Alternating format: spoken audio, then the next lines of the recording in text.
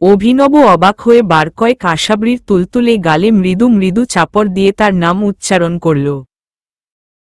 কিন্তু ততক্ষণে সে শরীরের ওজন ছেড়ে দিয়ে অভিনবের বুক হয়ে মেঝেতে পড়পর অবস্থা। উপায় না দেখে অভিনব মূর্ছিত আশাকে দুহাতে পেঁচিয়ে ধরে পাজাকোলা করে তুলে বিছানায় শুইয়ে দিল। এরপর আশেপাশে দ্রুত চোখ বুলিয়ে কোনো জগ কিংবা পানির পাত্রে নিশানা অবধি যখন মিলল না তখন সে বাইরে ত্রাণ বিতরণে ব্যস্ত তুলিকে এর মাঝে টানল। অভিনবের কল পেয়ে তুলি তাড়াতাড়ি ছুটে এসে কোথা থেকে যেন জলের ব্যবস্থা করে অভিনবের হাতে দিল। কি হয়েছে ভাইয়া? ও অজ্ঞান হল কেন? অভিনব চিন্তিত মুখে বোতলটার ছিপি ছাড়িয়ে নিয়ে হাতের মুঠোয় কিছু পানি ঢেলে ফসফস করে আশার মুখে জলছিটা দিল। তুলির জবাবে বলল, আরও কত কি দেখবে? তুমি নিশ্চয়ই জানতে ও এখানে কার সঙ্গে থাকছে। কেন থাকছে, আমাকে জানাওনি কেন? বলে তুলির দিকে কঠোর দৃষ্টিতে তাকালো অভিনব। এই লুকোচুরি অপরাধের যেন কোনো ক্ষমা নেই। তুলি ভালোমন্দ জবাব দেবে কি, ভয়, আড়ষ্টতায়, অহেতুক অপরাধবোধে তার মুখ একেবারে বকের গায়ের মতো সাদা হয়ে গেল। এমন সময় ঠান্ডা পানির পেলবস্পর্শে আশা মিটমিট করে চোখ খুলে তাকিয়ে অত্যন্ত উব্বাজুড়ে ঢঙে ডানে বায়ে মসীকৃষ্ণ চোখের মনি দুটি ঘুরাল। সহসা আশেপাশের পরিস্থিতি সে কিছুই বুঝতে পারল না। তুলিই বা কেন ওভাবে নতমুখী, আর গায়কই বা কেন ওমন অগ্নিমূর্তি ধারণ করে ক্ষিপ্ত চোখে তুলির দিকে তাকিয়ে?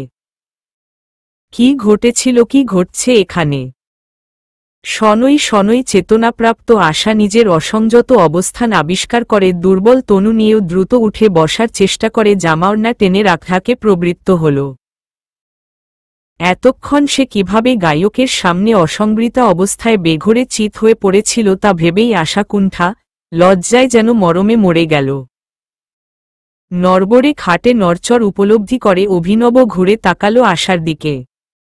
একটু বেকুলিত গলায় বলল, ওই তো চেতন হয়েছে, আহা আসছে আমার পর্দানসীন লজ্জাবতী। শুয়ে থাকো। কি হয়েছে? আমি কি তোমাকে খেয়ে ফেলব যে ভয়ে অজ্ঞান হয়ে গিয়েছ? বলেই অভিনব আবার ঘাড় ঘুরিয়ে বিপন্ন তুলির দিকে তাকিয়ে ইশারায় বেরোনোর ইঙ্গিত দিল।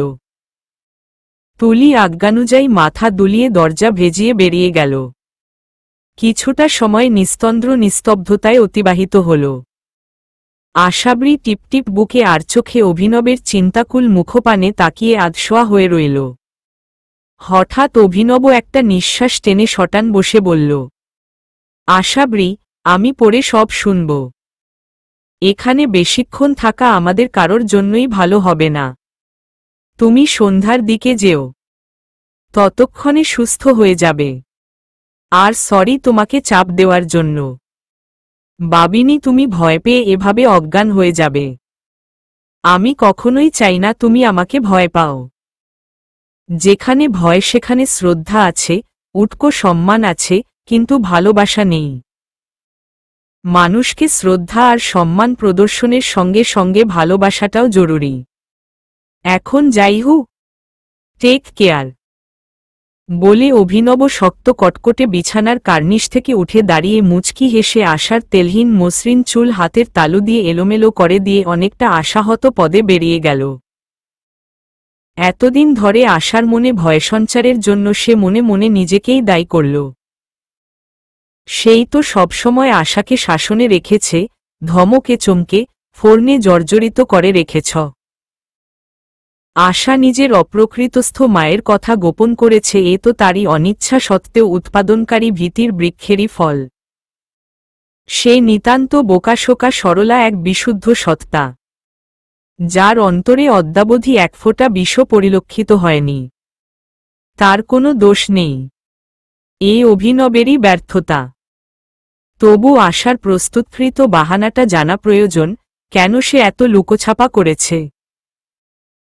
অভিনব আদতেই চলে গেছে কিনা তা নিশ্চিত হতে আশা শরীরের তোয়াক্কা না করে তৎক্ষণাৎ বাইরে গিয়ে একবার আড়াল থেকে চারদিকটা দেখে এসে দ্রুতপদে মায়ের কক্ষে এসে প্রবেশ করল। আশার মা আশাকে দেখে পাগলাটে শুকনো হেসে আবারও এতক্ষণে ধরে জপা কথাটি বলল, আশা, একটু পানি দে তো মা। ওই ঘরে কারা আইছেল? তোর গায়ক আইছিল? আশা ফোঁস করে ওঠে বলল, একটুও পানি দেব না তোমাকে, গলা শুকিয়ে যাক। তোমাকে বলছিলাম না চিল্লাচিল্লি না করতে? দিল তো সব শেষ করে। এখন আমি কি করি? ধমক খেয়ে মা অকৃত্রিম মুখ গোজ করে চোখ নামিয়ে কি যেন বিড়বিড় করল আপনা মনে। আশার বালির বাঁধের মতন রাগের ঢিবি নিমিষেই ঝুরঝুর করে মায়ের চরণতলে ভেঙে পড়ল। সে অনিয়ন্ত্রিত হৃদয়াবেগে ধীরে ধীরে বসে পড়ে মায়ের ক্রোড়ের ওপর পরম তৃপ্তি নিয়ে মাথা রেখে ভারী মলিন কণ্ঠে ডাকল, মা, রাগ করো না। তুমি যদি এভাবে সব ভেস্তে না দিতে তাহলে আমি হয়তো ধীরে সুস্থে ভেবে কিছু একটা করতে পারতাম। এখন আমার পাগল পাগল লাগছে।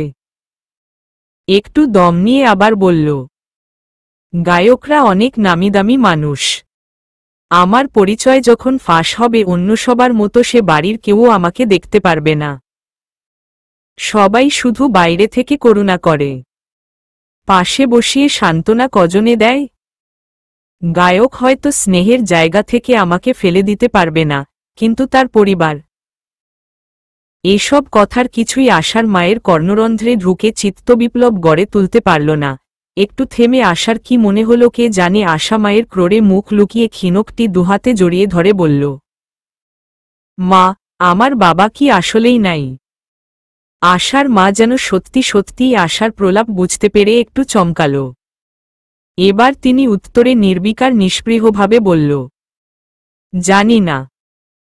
আশা একটা হতাশ্বাস ত্যাগ পূর্ববৎ মায়ের ক্রোড়ে শুয়ে কালিঝুলিতে বিবর্ণ সিলিংয়ের দিকে তাকিয়ে আকাশপাতাল ভাবতে লাগল।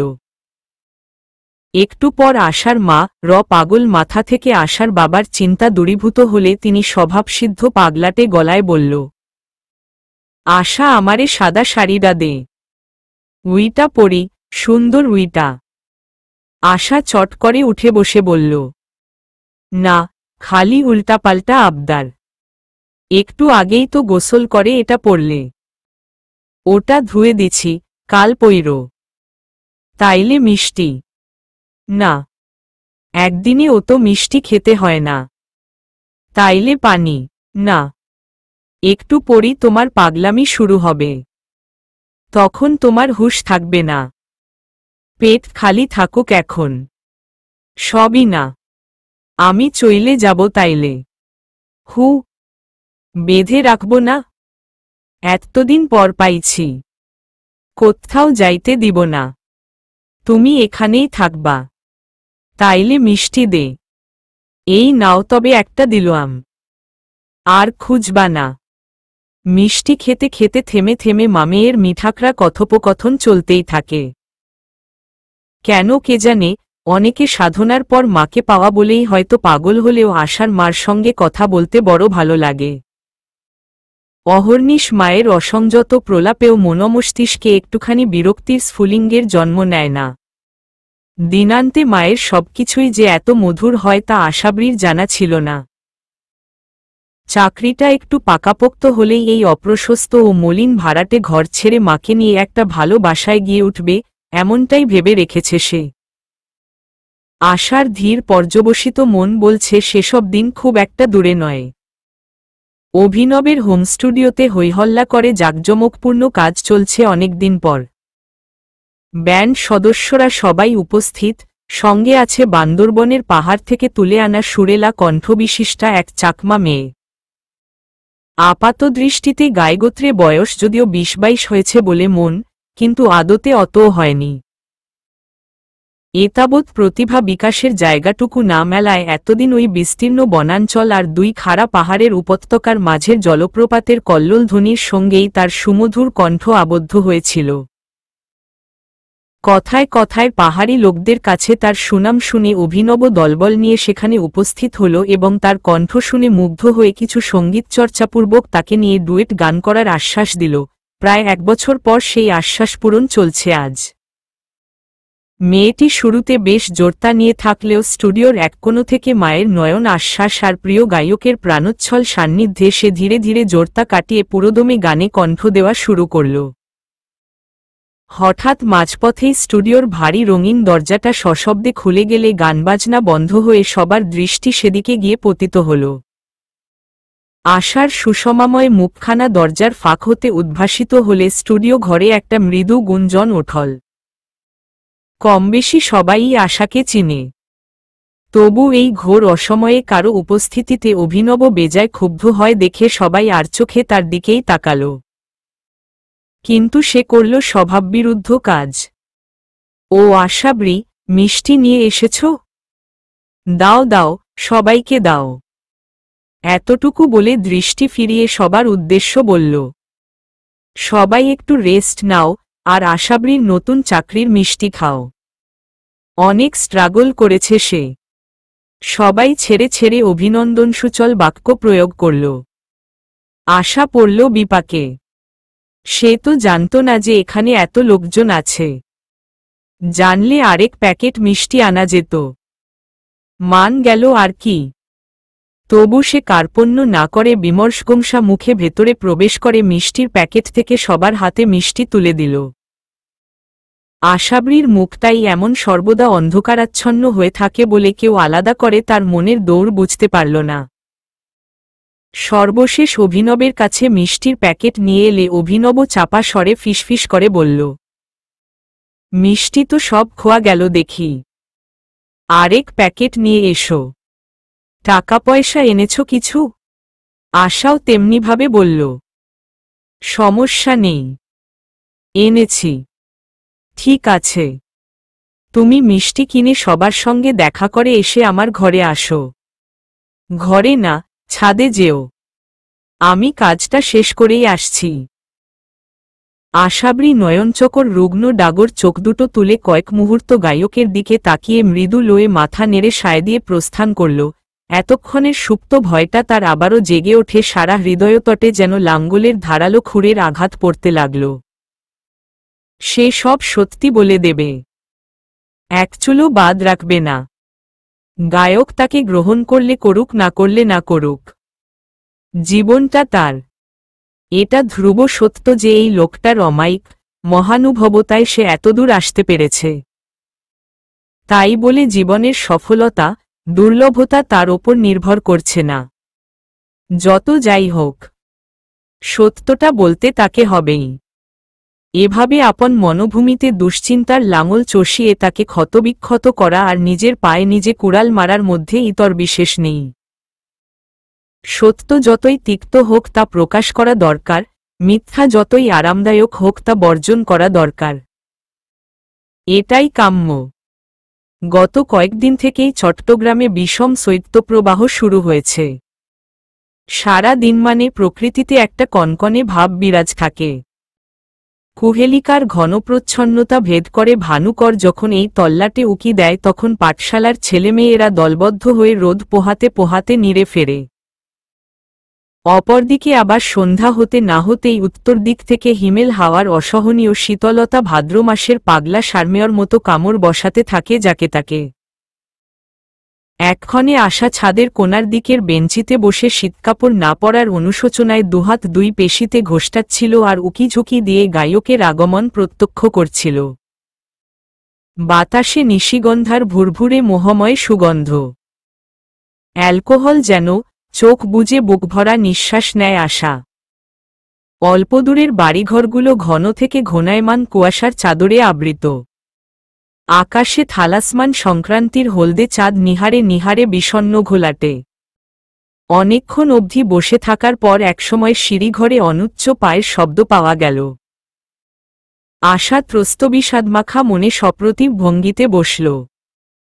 পায়ের শব্দটা ধীরে ধীরে কাছে এসে সাঝের আবছা আধারে গায়কের সুডৌল অবয়বকে মূর্তিমান করল। আশা একটু স্বাভাবিকভাবে বলার চেষ্টা করল, কাজ শেষ? ওই মোটাসোটা চাকমা মেয়েটা কে? আপনার আত্মীয়? অভিনব পাশে বসতে বসতে প্রায় দাবড় দিয়ে ওঠল। হুশ, আমাকে দেখে কি চাকমা মনে হয়? চ্যাপটা আমার নাক, চোখ ছোট। আশা নাসূচক মাথা নাড়ল। তাহলে চাকমা কেন আমার আত্মীয় হবে? না মানে অভিনব কোমর গ্যারে হেলান দিয়ে বসে আক্ষেপের সুরে বলল, কবে যে তোমার বুদ্ধিশুদ্ধি হবে? যা হোক, লাইনে আসো। ব্যাপারটা এবার বিস্তারিত বলো। হঠাৎ তোমার মায়ের আবির্ভাব কিভাবে? আমার কাছ থেকেই বা গোপন করা কেন? আমি কি তোমাকে বলিনি যে প্রয়োজনে তোমার মাকে খুঁজতে আমি সাহায্য করব? একসঙ্গে এতগুলা প্রশ্ন আসার পূর্বপ্রস্তুতির মননকে যেন ভেঙেচুরে চুরমার করে দিল। পূর্বপ্রস্তুতকৃত ঠোঁটস্থ করে নিয়ে আসা কথাগুলো যেন পিছলে পড়ে খেই হারাল। মিনিট আধেক আমতা আমতা করে সে আস্তে আস্তে বলতে শুরু করল, আসলে আমি খবর পাই যে আমার মা এখানেও বেঁচে আছে। সাথে এবং এও জেনেছিলাম যে আমার মা পাগল আর বৌদ্ধ ধর্মাবলম্বী। আমি শুধু আপনাকে একটা চিরকুট দিয়েই চলে যাই মাকে উদ্ধার করতে। আমি আপনাকে বলিনি কারণ আমি চেয়েছিলাম আমার পরিচয় গোপন থাকুক, কিন্তু সেটা হয়নি। আপনি জেনে গেছেন। অভিনব নেপথ্যের হেতুটা জানার জন্য ভেতরে ভেতরে পর্যাকুল হলেও উপরে স্বাভাবিক সুরে বলল, এর পেছনে নিশ্চয় কোনো কারণ ছিল। আশা আবছা অন্ধকারে অসহায় চোখে অভিনবের দিকে তাকালো এক পলক। পরক্ষণেই তার ধারালো উৎসুক দৃষ্টির খরতা সইতে না পেরে চোখ নামিয়ে ঢোক গিলে মাথা নাড়ল। ছিল, আমি সবসময়ই আপনার ছত্রছায়া থেকে বঞ্চিত হবার ভয় পেতাম। এটা নিয়েও আমি ভয় ছিলাম যে আমি বৌদ্ধ পরিবারের সেটা জানার পর আপনি আমাকে সবকিছু থেকে বঞ্চিত করবেন। সন্ধ্যার আবছায়ার মায় অভিনবের দুচোখ তখন আড়ষ্টভাবাপন্ন আশার ওপর গভীরভাবে নিবন্ধ। কারণ এই বুদ্ধির তীক্ষ্ণতায় হোক আর দৃষ্টিবিভ্রমেই হোক সে বুঝতে পারল, আশার কৈফিয়ত আধখ্যাচরা। যা বুঝার তা বুঝা হয়ে গেছে। এখানে যে অন্য ভয় ছিল তা কি স্ফটিকের মতো স্বচ্ছ আর আয়নার মতো পরিষ্কার নয়? বোকা আশা শুধু স্নেহবঞ্চিত হবার ভয়ই পায়নি, বরং এতদিন সে যে বিষয়ে দোলাচলচিত্ত ছিল নিজের অজান্তেই সে বিষয়টা নিয়েই আশা ভয় জড়িয়েছে। ভেবে ভেবে সে বিজ্ঞ ভঙ্গিতে সোজা হয়ে বসে পায়ের ওপর পা চড়িয়ে হিমঘোলা আকাশে মাথা উৎক্ষিপ্ত করে পায়ের পাতা দুতিন নাড়া দিয়ে বলল, উহু, শুধু এটাই কারণ ছিল না আশাব্রী? পুরোটা বলো। আশার দুর্বল হৃৎপিণ্ডে একটা টনটনে ব্যথার ধাক্কা অনেকক্ষণ অবধি বলয় তুলে চলল। সে নিজের উচ্ছ্বসিত উৎকণ্ঠা লুকাতে না পেরে বিস্মিতকাতর গলায় বলে ওঠল, আপনি জানেন? অভিনব মাথা নাড়ল। জানি, তবে তোমার মুখ থেকে শুনতে চাই। আশার মুখ শুকাল। একটা সময় ছিল তখন আশা গায়ককে সবজান্তা বলেই মানত। কিন্তু কালে কালে ঘিলুতে যখন একটু বুদ্ধি এলো তখন সে বুঝতে পেরেছিল পৃথিবীর কেউই সবজান্তা নয়, জ্ঞানেরও সীমা আছে। আজ তার দুটো কথা মনে হল। হয় গায়ক তার পূর্বধারণা মতো আদপেই সবজান্তা হয়ে দৈব বলে সবকিছু জানে, নতুবা গায়ক ভুল কিংবা ভিন্ন কিছু জানে। এত বড় ও সংকটময় একটা বিষয় জেনেও এতটা নির্বিকার থাকা কেবল মহামানবের পক্ষেই সম্ভব। ধুর ছাই। নিজের ওপর নিজেই বিরক্ত হয় আশা, বলে দিলই তো হয়। দোরগোড়ায় এসে কেন জিহ্বা বিদ্রোহ করে বেঁকে বসে বলছে, এটা উজ্জ বিষয়। এটা বলা মানেই করুণার প্রলেপে চিরকাল অব্যক্ত ঘৃণার তরঙ্গ সৃষ্টি করা। যে তরঙ্গ একসময় না একসময় সিডরের মতো উত্তাল হয়ে ধ্বংসযজ্ঞ চালিয়ে শুধু সাহারার ধুধু মরুপ্রান্তর রেখে যাবে।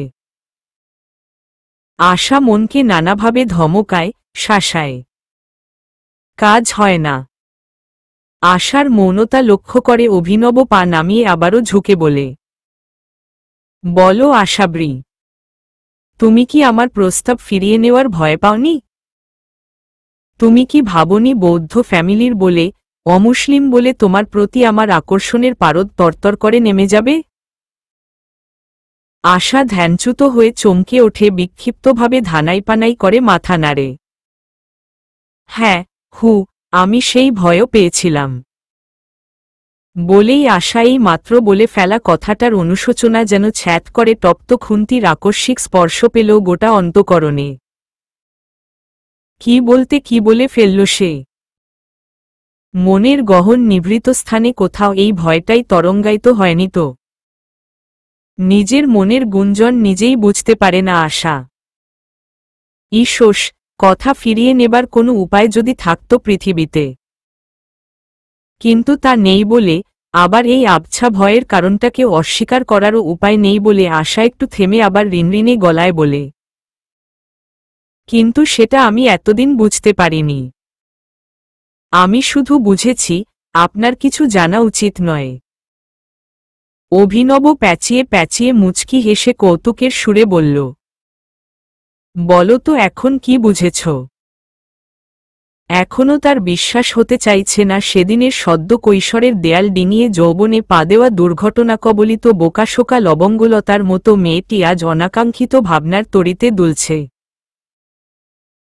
কিন্তু অভিনব এটা জানে না যে, মেয়েটি এক কঠিন সত্য মুখ ফুটে বলতে গিয়েও তার সমস্ত মনের বিদ্রোহের সঙ্গে পেরে উঠতে পারছে না। এই মুহূর্তে সে আমোদিত হলেও মেয়েটির মন কিন্তু ধূলিধূসরিত বিজন প্রান্তরের মতন হাহাকার করছে।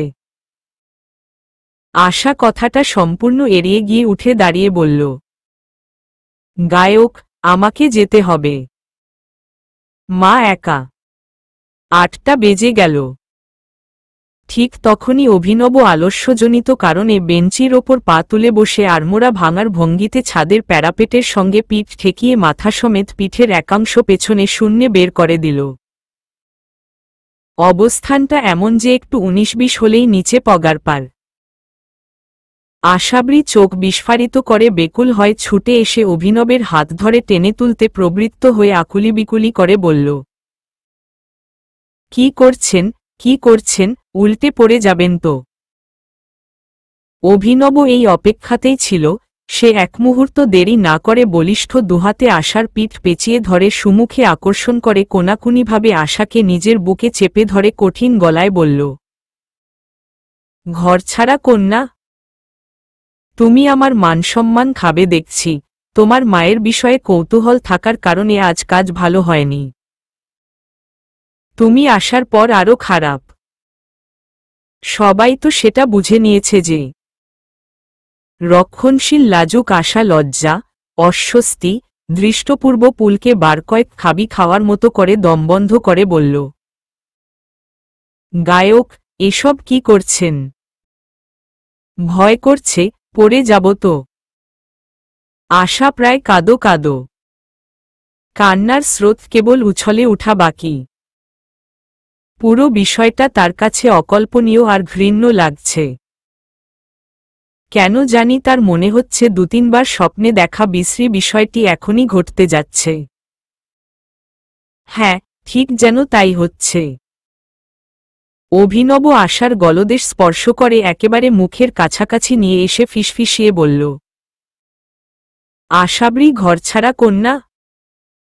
আশা ভীতসন্ত্রস্ত মায়াময়ী হরিণীর ন্যায় চোখে একদৃষ্টে গায়কের মোহাচ্ছন্ন চোখের দিকে তাকিয়ে রইল। তার হৃৎপিণ্ডটা যেন ধুকপুক ধুকপুক দুন্দুভি বাজিয়ে কোনো আগাম বিপদবার্তা দিচ্ছে। কিন্তু পরমুহূর্তেই গায়ক ফিচ করে ধূর্ত হেসে উঠে আশাকে দূরে সরিয়ে বেঞ্চিতে উঠে বসল। ছাড়া পেয়ে আশা জোর হাঁপাতে হাঁপাতে লজ্জায়, অপমানে, ঘৃণায় মুখ নিচু করে দাঁড়িয়ে চোরা হাতে নিজের শরীরের বিভিন্ন অংশ লজ্জাঘৃণা মিশ্রিত ভঙ্গিতে রোগড়াতে লাগল। অভিনব শয়তানি হাসিটা বজায় রেখেই বলল, সত্যি করে বলো তো আশাবরী, তুমি যখন আবার মিষ্টি আনতে গেলে তখন পেঁয়াজ শসা দিয়ে সিঙ্গারা খাওনি? তোমার মুখ থেকে তো ভুরভুর করে পেঁয়াজ আর সিঙ্গারার গন্ধ ছুটছিল। সিঙ্গারা তোমাকে বাঁচিয়ে দিল। নয়তো? আশাবরীর বুকের ভেতরের আত্মাটা তখনও ধরফর করছিল। অভিনব নয়তো অসম্পূর্ণ কথাটা শুনে সে একেবারে আপাদমস্তক কেঁপে উঠল। অন্য কোনো সময় হলে সে হয়তো কেঁদে কেটে একাকার হয়ে এখান থেকে ছুটে পালাত, কিন্তু আজ তার সে কথা মনে হল না। লজ্জা, ভয়, ঘৃণার পাশাপাশি অভিন্ন এক শ্বাসরুদ্ধকর পুলক তাকে আলতো করে পালক স্পর্শের মতো ছুঁয়ে গেছে, তাতেই সে অবাক হয়ে অসাড় দাঁড়িয়ে আছে। এমন তো কথা ছিল না। কিন্তু সে তো আর জানে না যে গোটা বিষয়টি অভিনবের ফাঁদানো এক অনির্দিষ্ট পরীক্ষা। পরীক্ষক সে নিজেই। সে যদি নিতান্ত অসংযমী কোনো দেহলোলুপ পুরুষ হতো তবে এতক্ষণে শুধু দুর্গন্ধের দোহাইতেই সে ক্ষান্ত হতো না। সে তো শুধু তার জন্য আশাবরীর হৃদয়ের হাতছানি কদ্দূর তা দেখতে চায়। উত্তর সে একমত পেয়ে গেছে। কিছুই তার আর বুঝার বাকি নেই। কিন্তু আশাবরীর ঘাড়ে যেন হঠাৎ নিজের না বলা অতীত আর বাস্তবতার জিন আছড় করল। সে ভূতে ধরা গলায় অদ্ভুতভাবে বলল, আমি জানি না, বুঝি না আপনার সঙ্গে আমার কি হচ্ছে। আমিই বা কেন? কিন্তু গায়ক, আপনার মতো জ্ঞানী মানুষের বোঝা উচিত আপনি আর আমি দুজনের পথ আলাদা, পন্থা আলাদা। আমরা কখনোই। আশার উগ্রধাঁচের কথাবার্তা অভিনবের অন্তরে বাজলেও সে তা প্রকাশ না করে মধ্যস্থতা করে বলল, আশাবরী, আমি এক কথা বারবার বলাও পছন্দ করি না, শোনাও পছন্দ করি না। তুমি যদি আরেকবার আমার কাছে নিজেকে বস্তুনিষ্ঠ বলে উপস্থাপন করার চেষ্টা কর তাহলে আমার রাগ তুমি দেখবে। তোমার যা ইচ্ছে করতে পার। আমার কাউকে প্রয়োজন নেই। গায়কের অভিমানক্ষুণ্ণ অস্বীকারে আশাবরীরও কম বাজল না। সে চুপ করে রইল। খানিক নিস্তব্ধতার পর রাত হয়ে যাচ্ছে বলে আশা আবারও মিনমিনে স্বরে তাগাদা দিল, মা একা যাব? যাও।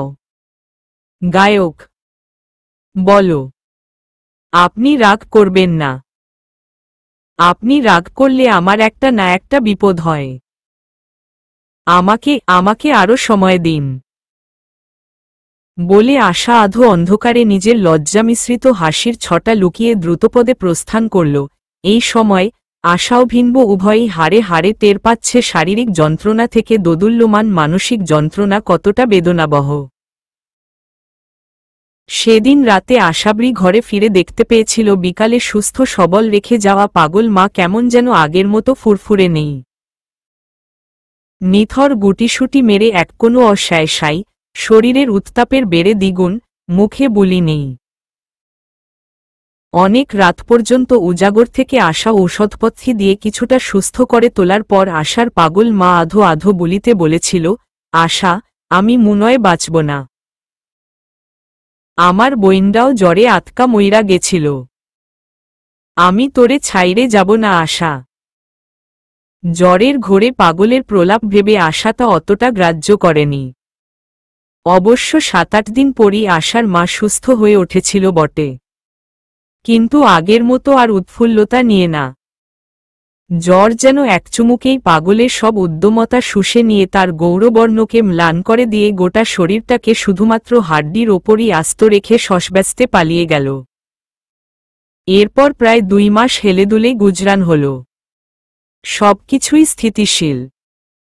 আশার চাকরির প্রথম মাসের বেতন থেকে ঘরখরচের টাকাগুলো কানায় কানায় করে রেখে বাকি টাকাগুলো দিয়ে গায়কের জন্য একটা ৭০০ টাকা দামের বড় মাথাওয়ালা ঘড়ি, গায়কের মায়ের জন্য একটা শাড়ি, দুলুর জন্য ২টো গল্পের বই, ইহিতার জন্য, এভাবে প্রায় সবার জন্য ছোটখাটো কিছু উপহার সামগ্রী ক্রয় করে স্ফীতগর্বিত মনে পৌঁছে দিয়ে এল। যদিও আশার জানার বাকি নেই যে তাদের উঁচুদরের ব্যবহার্য জিনিসপত্রের পাশে তার উপহার সামগ্রীগুলো নিপাট ম্লান। গায়কও এমন দেশি, কমদামি ঘড়ি হাতে চড়ায় না, তবুও সেগুলো হাতে তুলে দেবার পর যে দীপ্তি আর সন্তুষ্টির হাসি তাদের চোখে মুখে খেলেছিল তা আশাকে দামি পণ্য কিনতে না পারার দুঃখ নিমিষেই ভুলিয়ে দিল। গায়ক বলল, বাহ, ঘড়িটা বেশ সুন্দর। অনেকটা এরকম কলেজে পড়ার সময় ছিল একটা, থ্যাঙ্কস। তুলি বলল, দারুণ জামাটা। জেসমিন আক্তার শাড়িটা উল্টেপাল্টে দেখে আমোদ ভরে আশার চিবুক স্পর্শ করে চুমু গ্রহণ করলেন। বললেন, অনেক বড় হও, দেশের ১০-এর মুখ উজ্জ্বল কর। সদ্য গা ওঠা কিশোরী দুলুমণি তো গল্পের বই পেয়ে আহ্লাদে আটখানা। মোটের ওপর কয়েকটা দিন সবারই বেশ আনন্দে উৎফুল্লতা আর গ্লানি অবসাদ নির্মূল করেই কাটল, কারণে অকারণে আশারও বেশ কয়েকবার আনাগোনা হল এ বাড়িতে। চাকরিক্ষেত্রটি আশার বেশ পছন্দ হয়েছে। মাথায় হলদে হেলমেট পরে দিনভর রোদে বর্ষায় দাঁড়িয়ে কাজের যোগান দিতে তার বেশ আনন্দ হয়। ডাক্তারের পরামর্শানুযায়ী চলার কারণে শরীরও বেশ সবল হয়ে উঠেছে, আগের মতো দুর্বল নেই।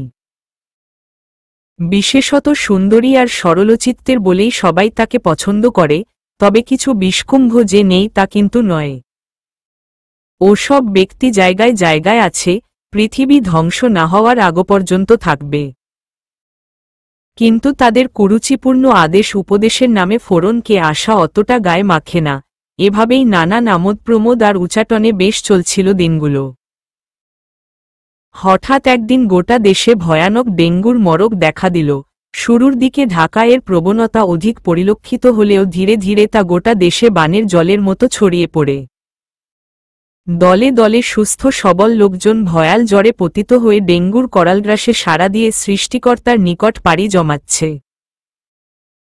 চারিদিকে সাবধানতা, স্বজনহারা বুকফাটা ক্রন্দনের হাহাকার, মাতৃবিয়োগ, পিতৃবিয়োগ, শিশু সন্তান হারানো মায়ের সুরধরা মাতম, ভাইহারা বোনের আহাজারি শেষে নিস্তব্ধ ললাটছোঁয়া শোকপ্রকাশ। শহরের রন্ধ্রে রন্ধ্রে ছড়ানো হচ্ছে জীবাণুনাশক উপাদান। আপামরসাধারণের মুখে হাসি নেই। সবার চোখে মুখে সর্বদা চাপা উৎকণ্ঠা, কখন কি হয়। আশার ভাড়াটে ঘরটা যেখানে অবস্থিত সেখানকার পরিস্থিতি না বলাই ভালো। আশেপাশের এলাকাটা পুরোপুরি বস্তি না হলেও লোকজন অবস্থাপন্ন নয়, সাবধানীয় নয়।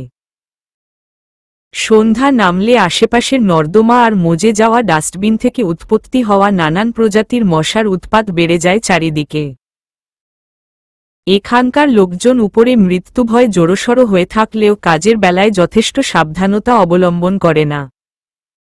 এর পরিণতিও হল ভয়ানক।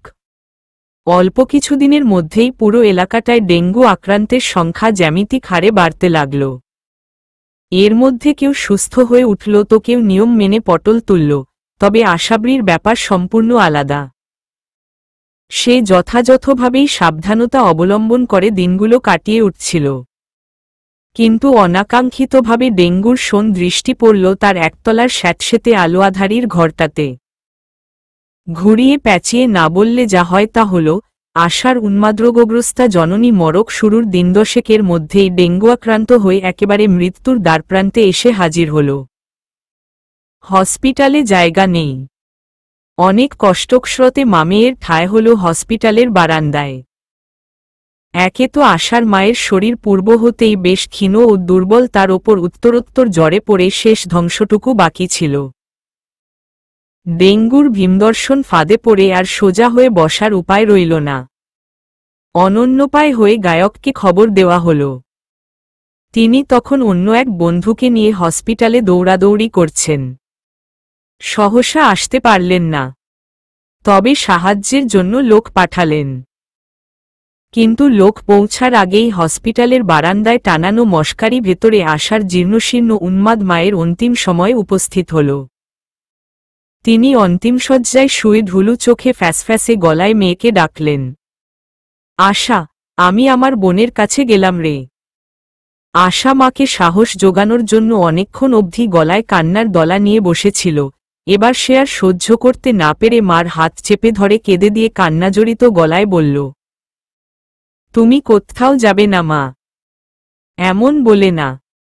এতদিন পর মেয়ের কাছে এসেছ কি চলে যাবার জন্যে? কেন অমন কথা বলো? মা ঠোঁট দুটো দুর্বলভাবে প্রসারিত করে হাসার চেষ্টা করে, আবার মুখ কুঁচকে বলল, তুইও চলে আয়। এইখানে তুই শান্তি পাবি না। মার কাছে শান্তি? আশা চাপা কান্নার তোড়ে কিছু বলতে পারল না। নিঃশব্দ রোদনভরা চোখে মায়ের উত্তপ্ত হাতটি বুকে নিয়ে বসে রইল শুধু। মরণযাত্রার ঘটা আয়োজন শুরু হয় একটু পর। আশার মা দাঁতে দাঁত চেপে কষ্ট সহ্য করে ডাকলেন, আশাবরী, কিছু লাগবে মা? কি খাবে বলো? মিষ্টি, পানি? বলে নিজের কান মায়ের মুখের ওপর ঝুকাল সে। মা বুঝা যায় না এমন অস্পষ্ট গলায় বলল, তোর বাবা আছে। সব মিথ্যা, সব। বলতে না বলতেই আশার মা ক্ষীণ প্রদীপের মতো দুচোখ ধক করে বিস্ফারিত করলেন, বিছানাময় ছটফট শুরু করলেন। আশা সেকেন্ড কয়েক ঝুলা চোয়ালে মায়ের বেগতিক অবস্থা লক্ষ্য করে কান্নার বেগ বৃদ্ধি করে আশেপাশে জড়ো হওয়া অপরিচিত লোকজনের উদ্দেশ্য ভারসাম্যহীনের মতো বলল, দেখুন না আমার মা কেমন করছে, কিছু একটা করুন। ডাক্তার ডাকুন। ডাক্তার কোথায়? ও মা, তোমার কিচ্ছু হবে না। লোকজন কেউ বৃথা নরল না। আশার জননী আঙুলের ইশারায় পানি চাইলেন। আশা বাতিকগ্রস্ত ভঙ্গিতে চুলবুল করে চারিপাশে তাকিয়ে অবশেষে পানির বোতলটি খুঁজে পেল। কোথায় পানি? এই পানি, নাও মা খাও। দেখো, তোমার কিচ্ছু হবে না। কত লোক সুস্থ হচ্ছে। কিন্তু মায়ের আত্মা মেয়ের কোনো কাতরোক্তি গ্রাহ্য না করে এক চুমুক পানি পান করে কি না করেই দেহ ছেড়ে আকাশপথে উড়াল দিল। উপস্থিত একজন শক্তসামর্থ্য লোক আশার মায়ের আত্মাত্যাগী উন্মুক্ত দুচোখ বন্ধ করে দিলেন। আশা মায়ের চিমসানো গালে, কপালে অনবরত উন্মত্ত চুম্বন করতে করতে ফোমের মতন হালকা মাকে বুকে টেনে ঝোড়োঝোড়ো করে অশ্রুবর্ষণ করতে করতে আওড়াল। তুমি মরনি মা, আপনারা দেখুন না আরেকবার ডাক্তারও কি মরল? কিভাবে বুঝলেন মা মরেছে? মা মরেনি। সব মিথ্যা। আশার আহাজারিতে উপস্থিত লোক সকলের চোখে অশ্রু টলটল করল। সন্ধ্যাকালে কর্মক্ষেত্র থেকে ফিরে মায়ের সঙ্গে ক্রোড়ে মাথা রেখে গল্প করে কাটানো দিনগুলোর সমাপ্তি খুব দ্রুতই সংগঠিত হল। বাস্তব সমাপ্তিগুলো এত দ্রুত হয় যে তা চিরকাল হৃৎপিণ্ড মধ্যে দগদগে ক্ষত উপহার দিয়ে যায়। আশাবরীর সাহায্যের প্রয়োজন শুনে অভিনব লোক পাঠিয়েও যখন স্বস্তি পেল না তখন সে তার দিকটা সামাল দিয়ে স্বয়ং নিজে এসে হাসপাতালে উপস্থিত হল। লোকজনের জোড়াজুড়িতে আশাবরী তখন মাকে ছেড়ে মৃত মায়ের শিয়েরে বসে উদ্ভ্রান্তের মতো মৃদু মৃদু দুলতে দুলতে করণীয় চিন্তা করছিল। ঠোঁটচাপা শোকাকুল চোখ বেয়ে নিঃশব্দে নামছিল নোনা জলের ধারা। পরক্ষণেই বক্ষপিঞ্জর থেকে ধেয়ে আসা অদম্য বাষ্পোচ্ছ্বাসে ঠোঁটজোড়া ফুলে ফুলে নরম বাতাসে কলাপাতার মতো কেঁপে উঠছিল। কর্তব্যরত নার্সরা বারবার লাশ সরিয়ে নিতে তাড়া দিচ্ছিল। অথচ শোকসায়রে নিমজ্জিত আশার কোনো হেলদোল নেই। লোকজনের ভিড়ও কমে এসেছে ধীরে ধীরে। ঠিক সেই সময় ঘটনাস্থলে অভিনবের ব্যস্তবাগীশ উপস্থিতিতে সবার মধ্যে একটা চঞ্চলতার সৃষ্টি হল। ফিসফাস, কানাঘুষা, চোখ ঠাড়াঠাড়ি চলল সেকেন্ড কয়েক। আশা কেবল ফিরেও দেখল না। অভিনব আশার অস্বাভাবিকতা দেখে আশ্চর্য হয়ে একজন নার্স থেকে ব্যাপারটার আদ্যোপান্ত জেনে নিল। সব শুনে অভিনব একটা দীর্ঘশ্বাস ত্যাগ করে ধীরে ধীরে সান্ত্বনার ভঙ্গিতে আশার পাশে এসে এক হাঁটু ফেলে বসে অন্য হাঁটুর ওপর হাত রেখে আশার দিকে ঝুঁকে ডাকল, আশাবরী, জানি এটা খুব বেদনাদায়ক। তবু এটা হসপিটাল। সময়টাও ভালো নয়। উনার সৎকারের ব্যবস্থা করা উচিত। এসো উঠো। বলতে বলতে অভিনব দুহাতে আশার নিকটস্থ বা হাত ধরে তাকে দাঁড় করান, কিন্তু এতক্ষণ পর নিকটজন কাউকে পেয়ে আশার অশ্রুসাগর যেন নতুন করে উত্তাল হল, দুর্দম্য বান ডাকল।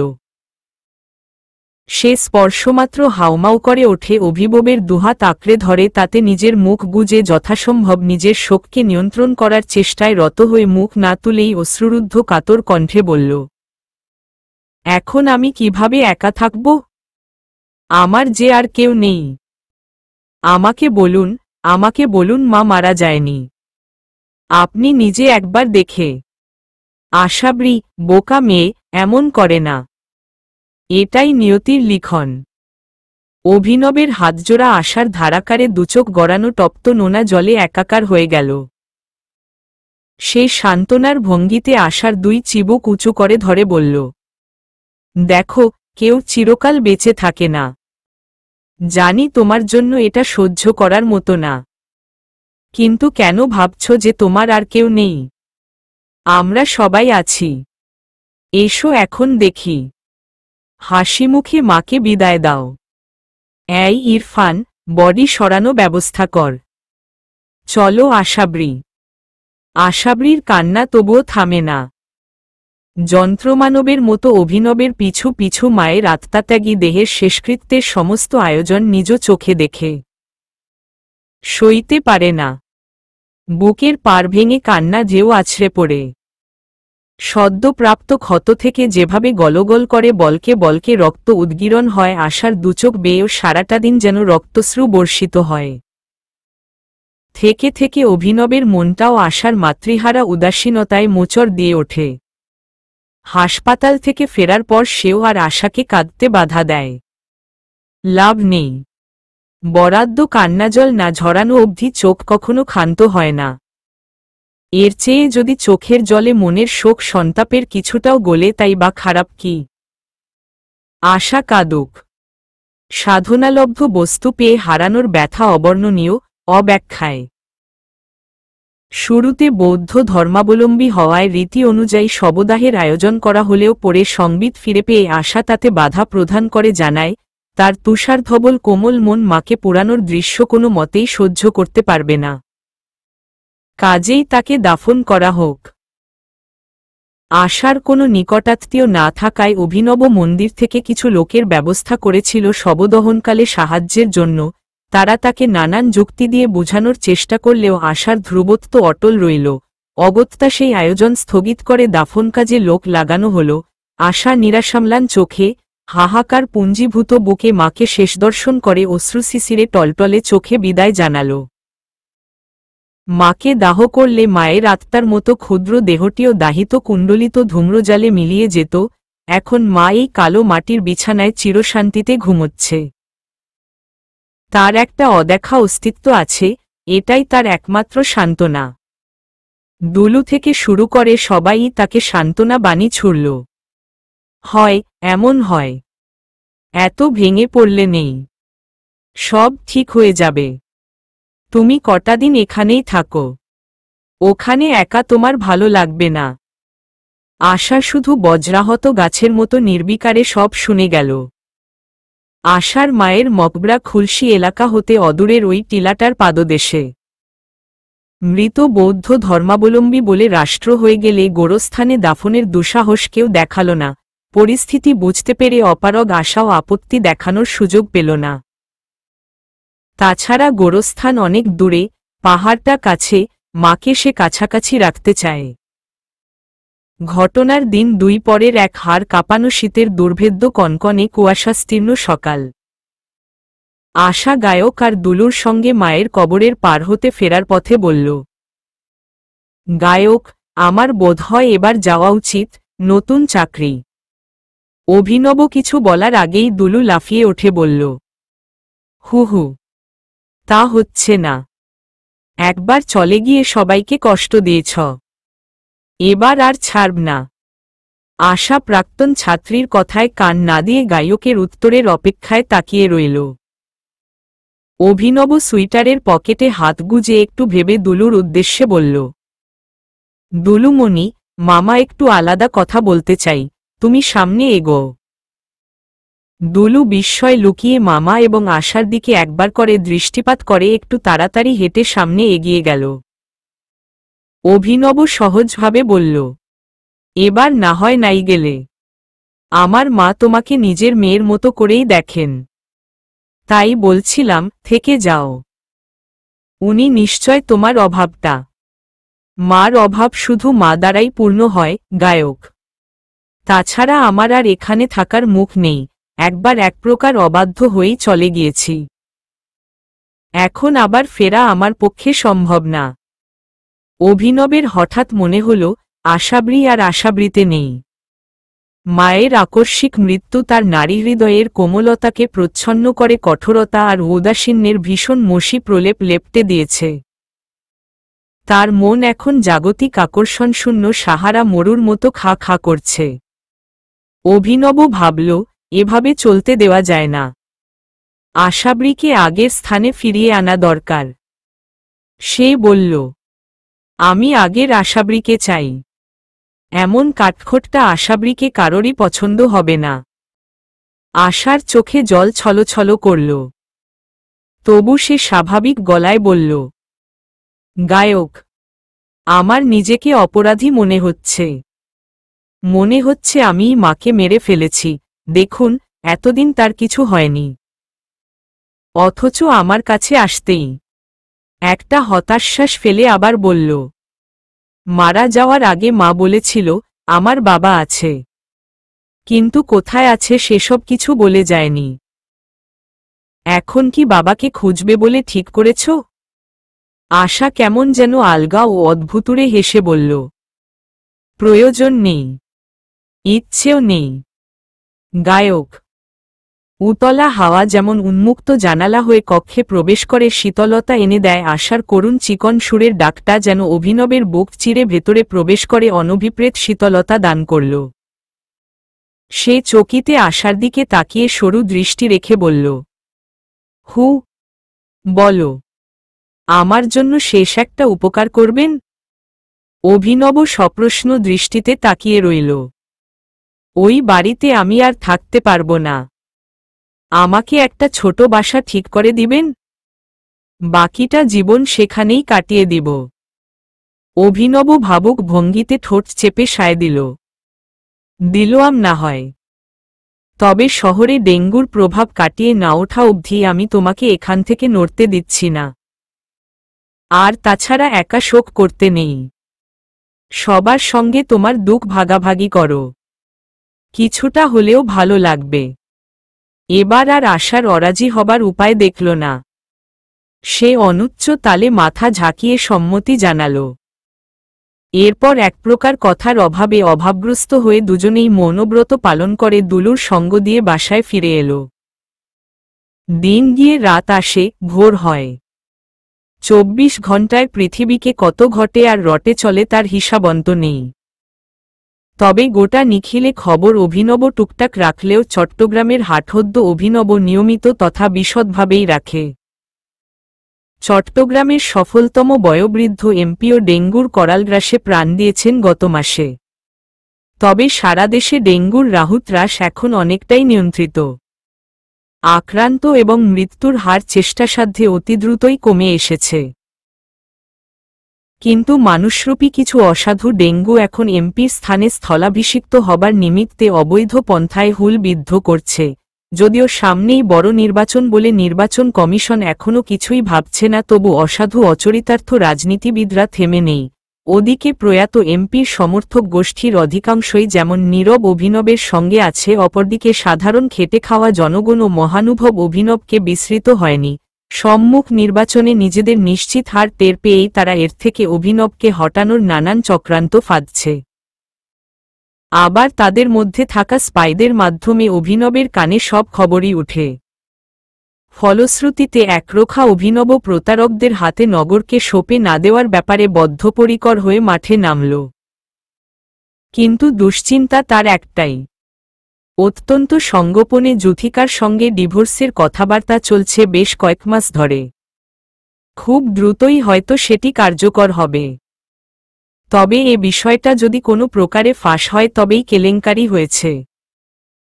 সাধারণ জনগণ মুখ ফিরিয়ে নিবে তা ব্যাপার না, কিন্তু বদলে যে দীর্ঘ 4টি বছরের জন্য প্রাণের নগর যে ছদ্মবাসী অসাধুদের হাতে পড়ে ক্রমোন্নতিতে পিছিয়ে পড়বে সেটাই মূল বিবেচ্য বিষয়। যুথিকাও মাও কম ক্ষমতাবান নয়। মেয়ের এই অকাল ঝরে পড়ার জন্য তিনি সজ্ঞানে অভিনবকেই দায়ী করেন। তিনিও কখন কি করে বসেন তার ঠিক নেই। সব মিলিয়ে অভিনবে অবস্থা লবে যান, চলার পথ সমৃদ্ধ ও কণ্টকাকীর্ণ। দিন শেষে যোগ হয় আশাবৃর চিন্তা। মেয়েটি এখনও মাতৃবিয়োগের শোক ভুলে সুস্থ স্বাভাবিক হতে পারেনি। পরিস্থিতি স্বাভাবিক হয়নি বলে বেশ কড়া ধমকঠক দিয়েই এখনও তাকে এ বাড়িতে রেখেছে অভিনব। সেখান থেকেই কাজে যাচ্ছে সে। ব্যস্ততার মাঝে কালেভদ্রে দেখা হয়ে গেলে মেয়েটার চোখের সমুদ্র সমগহন অসহায়ত্ব আর মাতৃহারা বেদনাকাতর আননের দিকে তাকিয়ে অভিনবের মুখে অজান্তেই একটা দীর্ঘশ্বাস পড়ে। একদিন গভীর নিশুতি। গায়কদের দোতলা একটি ঘরে দুগ্ধফ্যান্নিপ শয্যায় লেপ মুড়িয়ে শুয়ে আছে আশা। ক্ষণ কয়েক পরপরই পাশবদল করছে। দিনমানে কাজও শেষে ক্লান্ত চোখে ঘুম নেই একরতি। মাথার ভিতর উদ্ভুটটি সব চিন্তার অবাধ্য আনাগোনা থেমে নেই এক মুহূর্তের জন্য। রুমের ভিতর গুরুগম্ভীর একঘেয়ে শব্দে বিরতিহীন রুম হিটার চলছে। এত আরামদায়ক ব্যবস্থার পরও আশার এসব আধিক্য মোটেও পছন্দ নয়। আম না পেয়ে আটি চোষার মতো করে কাটিয়েছে বিগত জীবন। এখন অল্পতেই তার তুষ্টি, অল্পতেই স্বস্তি। একটু আগেও তুলি আর ইহিতা এসে একপ্রস্থ আড্ডা দিয়ে গেল। আশাকে একা থাকতে দেয় না তারা। সুযোগ পেলেই সঙ্গ দেবার চেষ্টা করে। বলা বাহুল্য, এতে আশাও কিছুটা শক্তি ফিরে পায়। শুয়ে শুয়ে অগ্রপশ্চাৎহীন অপ্রাসঙ্গিক কথা ভাবতে ভাবতে আশা হঠাৎ মুক্ত দরজার ওপাশে জ্বলন্ত আধো আলোয় দেখতে পেল গায়ক আসছে এদিকে। সে অবাক হল না। এমন প্রায়শই হয়। দেখা গেল রাত জেগে স্টুডিওতে কাজ করতে করতে তিনি এ ঘরে এসে আশাকে দেখে যাচ্ছেন। দরজার কাছ থেকে উকি দিয়েই ফিরে গিয়ে আবার ওপাশের মায়ের ঘরটায় উকি দেয়। এরপর ইহিতার ঘরের দরজাটাও এক মুহূর্তের জন্য খুলে আবার বন্ধ হয়ে যায়। আশা বিলক্ষণ বুঝতে পারে শারীরিক এবং মানসিক উভয় দিকেই তিনি এখন বেশ চাপে আছেন। এজন্যই হয়তো এমন অস্থিরতা পেয়ে বসেছে তাকে। কিন্তু আজ আশাকে অবাক করে দিয়ে অভিনব উকি দিয়ে ফিরে না গিয়ে সরাসরি রুমে ঢুকে বিছানার পাশে ছড়ানো লেপের ওপর পা তুলে বসে হেলান দিল সুমনোহর খাটের শিথান সংলগ্ন কারুকার্যের ওপর, ঠিক আশার বালিশের পাশটায়। আশা দ্রুত কম্পমান বুকে চোখ বুজে মটকা মেরে পড়ে রইল, এমন ভাব করল যেন 2 ঘন্টা আগেই সে ঘুমের রাজ্যে উড়াল দিয়েছে।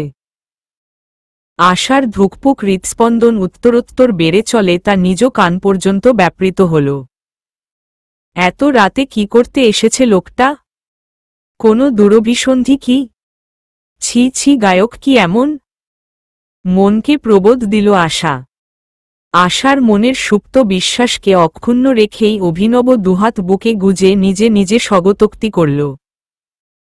ঘরছাড়া কন্যা, ইদানিং এত ব্যস্ত থাকি যে আগের মতো তোমাকেও সব বলা হয় না। তুমিও আর ওভাবে জানতে চাও না। দিন শেষে মনের অতলে সবকিছু চাপা পড়ে গিয়ে দীর্ঘস্থায়ী একটা কষ্টের সূচনা হয়। আজকে যা হয়েছে তা তোমাকে না বলেও পারছি না। যুথিকা এসেছিল লুকিয়ে। অনেক কথাই বলল, ক্ষমা চাইল। তুমি হয়তো জানো খুব শীঘ্রই ডিভোর্সটা হয়ে যাচ্ছে। আমিও ক্ষমা করে দিলাম। ছাড়াছাড়ি যখন চূড়ান্ত তখন ক্ষমা করতে দোষ নেই। আমাকে বলল, মাকে আমি সামলে রাখব, তোমার বিরুদ্ধে কোনো অপপ্রচার চালাতে দিব না। আমি বললাম, ভালো তো, তাহলে তোমার এবং মায়ের জন্যই ভালো। নিজেদের মধ্যে লাগালাগি ভালো কিছু নয়। বুঝলে আমি আর কি বলবো? সবকিছু নিয়ে এত চাপ আর নেওয়া যায় না। কিন্তু আমার মনটা কেমন যেন করে ওঠল যখন সে বলল, শেষবারের মতো আমাকে একবার জড়িয়ে ধরবে। মায়া হল, ইচ্ছে হলো সব অপরাধ ওখানেই ক্ষমা করে দিই। কিন্তু আমি জানি আমার মনের একপাশ তখন ক্ষমা করার কথা ভাবলেও অন্য পাশ ঘরছাড়া কন্যাটার কথা ভেবেই আকুল। আর সেই পাশই বারবার যুথিকার কঠিন অপরাধকে আঙুল দিয়ে দেখিয়ে দিচ্ছে। আমি দোটানায় পড়লাম। একদিকে তুমি, অন্যদিকে যুথিকা।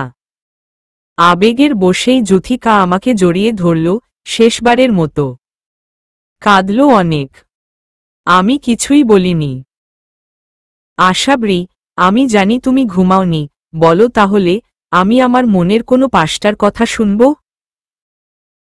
ঘুমের ভান করে কথাগুলো শুনতে শুনতে পর্যায়ক্রমে আশাবরীর হৃৎস্পন্দন কয়েক সেকেন্ডের জন্য থমকে গেল, বুক ধরফর করল, বেনামি রাগে অভিমানে চোখে জল টলমল করল এবং সর্বশেষ নিজেকে প্রাণপণে নিয়ন্ত্রণ করল। কিন্তু নিজের এই চিত্তবিপ্লবের কারণ সে বুঝেও বুঝতে পারল না, কিংবা বুঝার চেষ্টাও করল না। তার মন শুধু বারবার একই কথা আওড়াল, কেন যুথিকাকে ক্ষমা করার প্রশ্ন উঠবে? যেখানে আশা জানে বিবাহের পর ব্যভিচারিণীর শাস্তি পাথর নিক্ষেপে মৃত্যু, সেখানে ক্ষমা করার চিন্তাও তো অন্যায়। কাজেই গায়কের আহ্বানে সে যথাযথ সাড়া দিয়ে পাশ ফিরে শুয়ে জড়িত কণ্ঠে বলার চেষ্টা করল, আমার ঘুম পাচ্ছে, গায়ক। কিন্তু অপরিপক্ক অভিনয়ের কারণে আশার কণ্ঠের অভিমান গ্লানি ফুটে ওঠে। কথাটা এরূপ শোনাল যে, আপনি কেন যুথিকাকে ক্ষমা করবেন? জানতো আপনার সঙ্গে কথা নেই। আমার ঘুম পাচ্ছে। অভিনব সত্যকথনে আরও একটি নীরব পরীক্ষা নিয়ে দিগ্বিজয়ের উল্লাস চাপিয়ে বলল, তবে ঘুমাও, আমি নিজেই দেখি কি করা যায়। বলতে বলতে অভিনব উঠে দাঁড়িয়ে পায়ে স্যান্ডেল গলিয়ে এক পলক পাশফেরা অভিমান টলটলে আশাবৃর দিকে তাকিয়ে মুচকি হেসে বেরিয়ে গেল। তবে যুথিকার ঘটনাটি যে আশাকে রাগানো কিংবা তথাকথিত আশাবৃ প্রতিক্রিয়া পরীক্ষার জন্য গায়কের বানানো গালগল্প নয়, আশাবৃ তা বুঝতে পারল আরও 2 দিন পর যখন যুথিকা ফোন করে তাকে ডেকে পাঠাল। বিষয়টা তার ঠিক সুবিধার মনে হল না। এই অসময়ে চট্টগ্রামে যুথিকা উপস্থিতি, সে কোথায় থাকছে, কি করছে, কেনই বা এসেছে, তার সম্পূর্ণ ঘোর রহস্য জালে আবৃত। আশাবৃ সদ্য আগ্রাবাদের একটা কনস্ট্রাকশন সাইট থেকে কাজ শেষে ফিরছিল।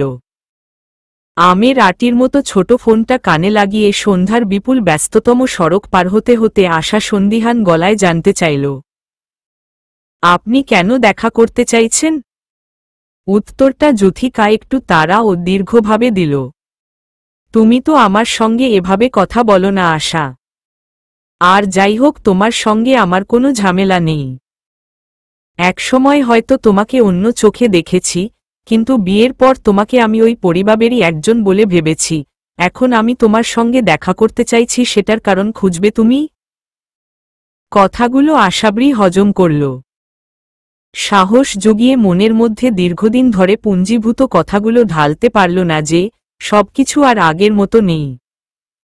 আপনার অধঃপতনের জন্য আপনিই দায়ী। বদলে নির্মলা আশা বিব্রত হয়ে কৈফিয়ত দিল, আসলে আমি আগ্রাবাদে আছি, তাই জিজ্ঞেস করছিলাম আর কি। আমিও আগ্রাবাদেই আছি। জাম্বুরি পার্কে এসে কল ব্যাক করো। আচ্ছা, আসছি।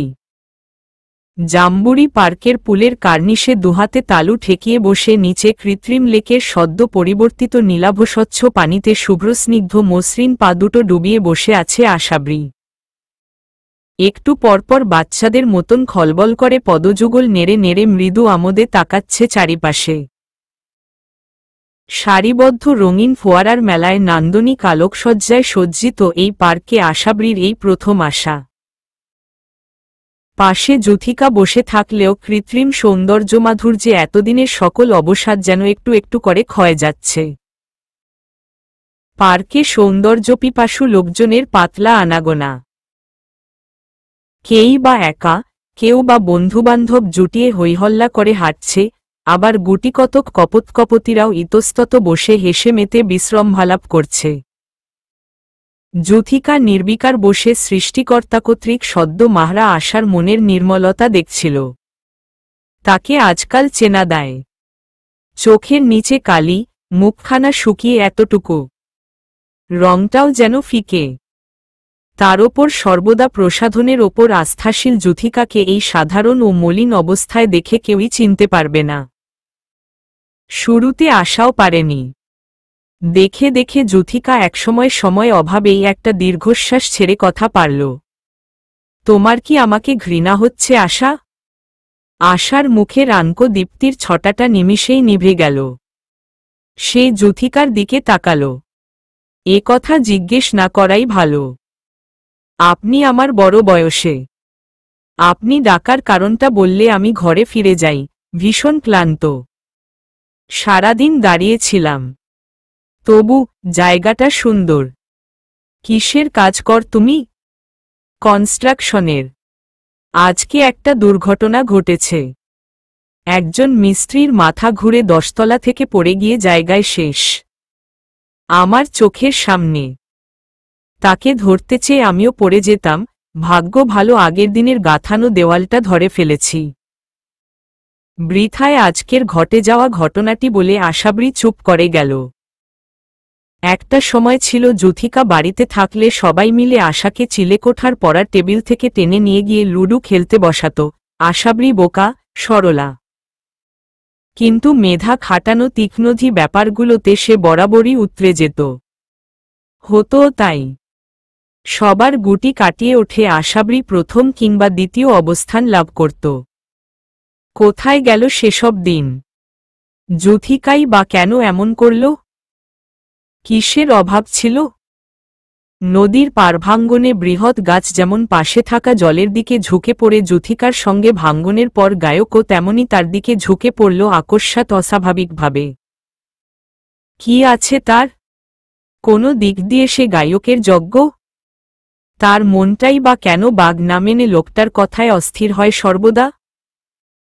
কেন সেদিন রাতে যুথিকাকে ক্ষমা করার কথা উঠলে চিনচিনে ব্যথায় গোটা অন্তর এফোরোফোর হয়ে গেল, কান্না পেল? কি হবে এর পরিণাম? একটা দীর্ঘনিশ্বাস ত্যাগ করে আশা যুথিকার দিকে তাকায়। যুথিকা বলে, যাক, তোমার কিছু হয়নি। আশা, তুমি একটু অভিনবকে বুঝাও। আমি জানি আমি প্রস্টিটিউটের চেয়ে নিচু কাজ করেছি, কিন্তু এভাবে। আশা মনে মনে কিছুটা অধৈর্য হয়ে তা চেপে গিয়ে ঠান্ডা গলায় বলল, আপনার দৃষ্টিতে আমি কি করতে পারি আপনার জন্য? যুথিকা যেন তা ধরতে পেরে ফিচ করে শ্লেষের হাসি হাসল। সে ভারী বাংময় ভঙ্গিতে মাথা দুলিয়ে বলল, আমি জানি এই মুহূর্তে আমাকে তোমার সহ্য হচ্ছে না। অভিনব যে তোমাকে স্নেহের চেয়ে একটু বাড়তি লেভেলে দেখতে সেটাও বুঝি। আগে আমাকে বলো তুমি কি চাও? এই কথার উত্তরে যা বলল তা যেন সে নিজে বলল না, ভূতের সিনেমার মতো অন্য কেউ তার আত্মায় প্রবেশ করে বিষম সাহসিকতার সঙ্গে বলাল। আশাবরী সম্পূর্ণ ভীরুতা বর্জন করে অনুরূপ যুথিকার ঢং অনুকরণ করে বলল, শুরুতে আমি উঁচুনিচু চিন্তা করেছি, বাস্তবতা চিন্তা করেছি, বংশধর্ম ভেদাভেদ চিন্তা করেছি। পরে দেখলাম, বুঝলাম তার রাজ্যে তিনিই রাজা। কিন্তু লোকনিন্দা আমাকেই সইতে হবে। জানি না সেটা আমি কতটুকু সহ্য করব, কিন্তু এতটুকু জানি তিনি যা চাইবেন তাই হবে। এবার আপনি বলুন, আমি আপনার জন্য কি করতে পারি? যুথিকা আবারও বাঁকা হাসল। এত কিছু আমি জানতে চাইনি। আমি শুধু তোমার মনের কথাটা জানতে চেয়েছি। আমিও চাই অভিনবের পাশে যোগ্য কেউ থাকুক যে তাকে ভালো রাখতে পারবে। আমি না হয় দূর থেকেই দেখে গেলাম। তুমি শুধু ওকে বলো যে ডিভোর্সটা যেন না হয়। আশাবরী উদাসভাবে কাছের ওই ঝিকমিক করা আলোকফোয়ারার দিকে তাকিয়ে বলল, আমি জানি উনার মতো উঁচুদরের মানুষের জন্য আমার মতো একজন সাধারণ বংশপরিচয়হীন চাকুরিজীবী উপসহকারী প্রকৌশলী যোগ্য নয়। যাই হোক, উনি আপনাকে বিশ্বাস করেন না, আমার কথা শুনবেন না। যুথিকা একনিমেষ চুপ করে থেকে হঠাৎ উগ্র উচ্চ স্বরে বলে ওঠল, শুনবে না? না, তুমি বলবে না। কারণ বললে তুমি তার ঘরে উঠতে পারবে না। আর শুরুর দিন থেকে তুমি এটাই চাইছ। আমার ব্যাপারে তাকে কে বলেছে? তুমি না? তুমি ধ্বংস করেছ সব। তুমি। আশাবরীর ভেতরের চটচট কথার উত্তর দেওয়ার যে ভোজভাজি আরোপ হয়েছিল সেটি যেন লেজ গুটিয়ে পালাল। সে ভয় কাঠ হয়ে শুকনো ঢোক গিলে বলল, কি হয়েছে আপনার? কি বলছেন এসব? আমি কি করে? যুথিকা গলা চড়িয়ে আস্ফালন করে ওঠল, হ্যাঁ তুমিই তো। নয়তো বান্দরবনের ওই পাহাড়ি এলাকায় কিভাবে অভিনব সব জানল? কিভাবে? আমরা যখন তাঁবুতে কথা বলছিলাম তখন কেন তুমি বাহানা করে বেরিয়েছিলে, বলো আমাকে। আমি তো তুমি তো সতীসাধ্বী। আশার কারণ ব্যাখ্যা বাক্যটা শেষ হল না। যুথিকা সম্পূর্ণ অস্বাভাবিকভাবে উন্মাদের মতো আশাকে ধাক্কা দিয়ে পানিতে ফেলে দিল এবং সঙ্গে সঙ্গে নিজের লাফ দিয়ে সম্পূর্ণ অপ্রস্তুত আশার মাথা পানিতে চেপে ধরল। অপ্রতিভ এবং ক্লান্ত হওয়ায় আশা উন্মাদ যুথিকার সঙ্গে শক্তিতে পেরে ওঠল না। মুহূর্তেই তুলকালাম কাণ্ড। লোকজন হৈ হৈ রৈরি করে লেকের ধারে ছুটে এলো। অনেকেই যুথিকাকে চিনতে পেরে বলল, আরে এই তো পাগল নায়িকাডা, মানুষ মারার বাতি কুটছে, ধরো তারে, ধরো। আরেকজন বলল, আরে ভাই চিল্লাচিল্লি না করে নামেন একজনে, মেয়েটাকে তো মেরে ফেলল। ঝোপাত করে পানিতে নেমে একজন বৃদ্ধ গোছের লোক ফোঁসফোঁস করতে থাকা যুথিকার হাত থেকে আশাকে জোরপূর্বক ছাড়িয়ে নিয়ে কায়ক্লেশে পারে তুলে নিল। আশা এক পেট পানি খেয়ে পলেশতারা বাধাই করা চাতালের ওপর টাল হয়ে আছে। চোখের পলক নড়ছে অল্প স্বল্প, চারিপাশের হইচই হল্লা সে বেশ শুনতে পাচ্ছে, কিন্তু উঠে দাঁড়ানোর কিংবা কথা বলার শক্তি নেই। প্রায় মিনিট 2 লেগেছে তাকে যুথিকার হাত থেকে উদ্ধার করতে। গায়ে বোরকা আর মুখে খুলে যাওয়া নিকাব দেখে দুইজন একই পোশাকপরিচ্ছদের সম্ভ্রমশালী স্ত্রীলোক ভিড় ঠেলে এগিয়ে এসে বলল, এই পুরুষলোক সরেন, দাঁড়ান, মেয়েরা ঘিরে দাঁড়ান, পানি বের করতে দেন। অল্প কসরতে পানি উৎসারণ করা হয়ে গেলে স্ত্রীলোকটি প্রশ্ন করল, কে তুমি? এই মানুষকেও নায়িকার খপ্পরে পড়লে কেমন করে? সে না বিদেশ গেল, আসল কখন? ব্যাপারটা অকল্পনীয়ভাবে বহুদূর গড়াল। সোশ্যাল মিডিয়ায় ভাইরাল, যাকে বলে আশাবরী ভাগ্যে সেটাই ঘটল, তবে নেতিবাচক নয়, ইতিবাচকভাবে। প্রথমবারই নয়, এ নিয়ে বহুবার আশাবরী নামের অস্পষ্ট একটা মূর্তি সোশ্যাল মিডিয়ায় অভিনবের প্রসঙ্গের সঙ্গে ঘোরাফেরা করতে দেখা গেছে। আশ্চর্যজনক হলেও সত্যি যে নানান ঘটনার মধ্য দিয়ে অভিনবের প্রসঙ্গের সঙ্গে আশাবরী নামটি উল্লেখিত হলেও সর্বদা পর্দা করে চলা এই আশা যে সেই আশাবরী খুবই কাছের লোক বই কেউই তা জানে না। মোদ্দা কথা, অভিনবের বিশাল ঈর্ষণীয় ভক্তমহলে আশাবরী একটি রহস্যজনক নাম, এ নিয়ে অষ্টপ্রহর আদিঅন্তহীন জল্পনা কল্পনা চলতেই থাকে। একটা জায়গায় আশাবরীর সৌভাগ্য যে কোথাও তার পূর্ণ ছবি নেই। প্রতিবারের মতো এবারও একই কাণ্ড ঘটল। দিন কয়েক বেশ আলোচনা সমালোচনার ঝড় শেষে একদিন আপনিই সব থেমে গেল। অপরদিকে অভিনব যুথিকার বিবাহবিচ্ছেদ অতি সঙ্গোপনে নির্ঝঞ্ঝাটভাবেই সমাধা হল। প্রকৃতির কি অমোঘ নিয়ম!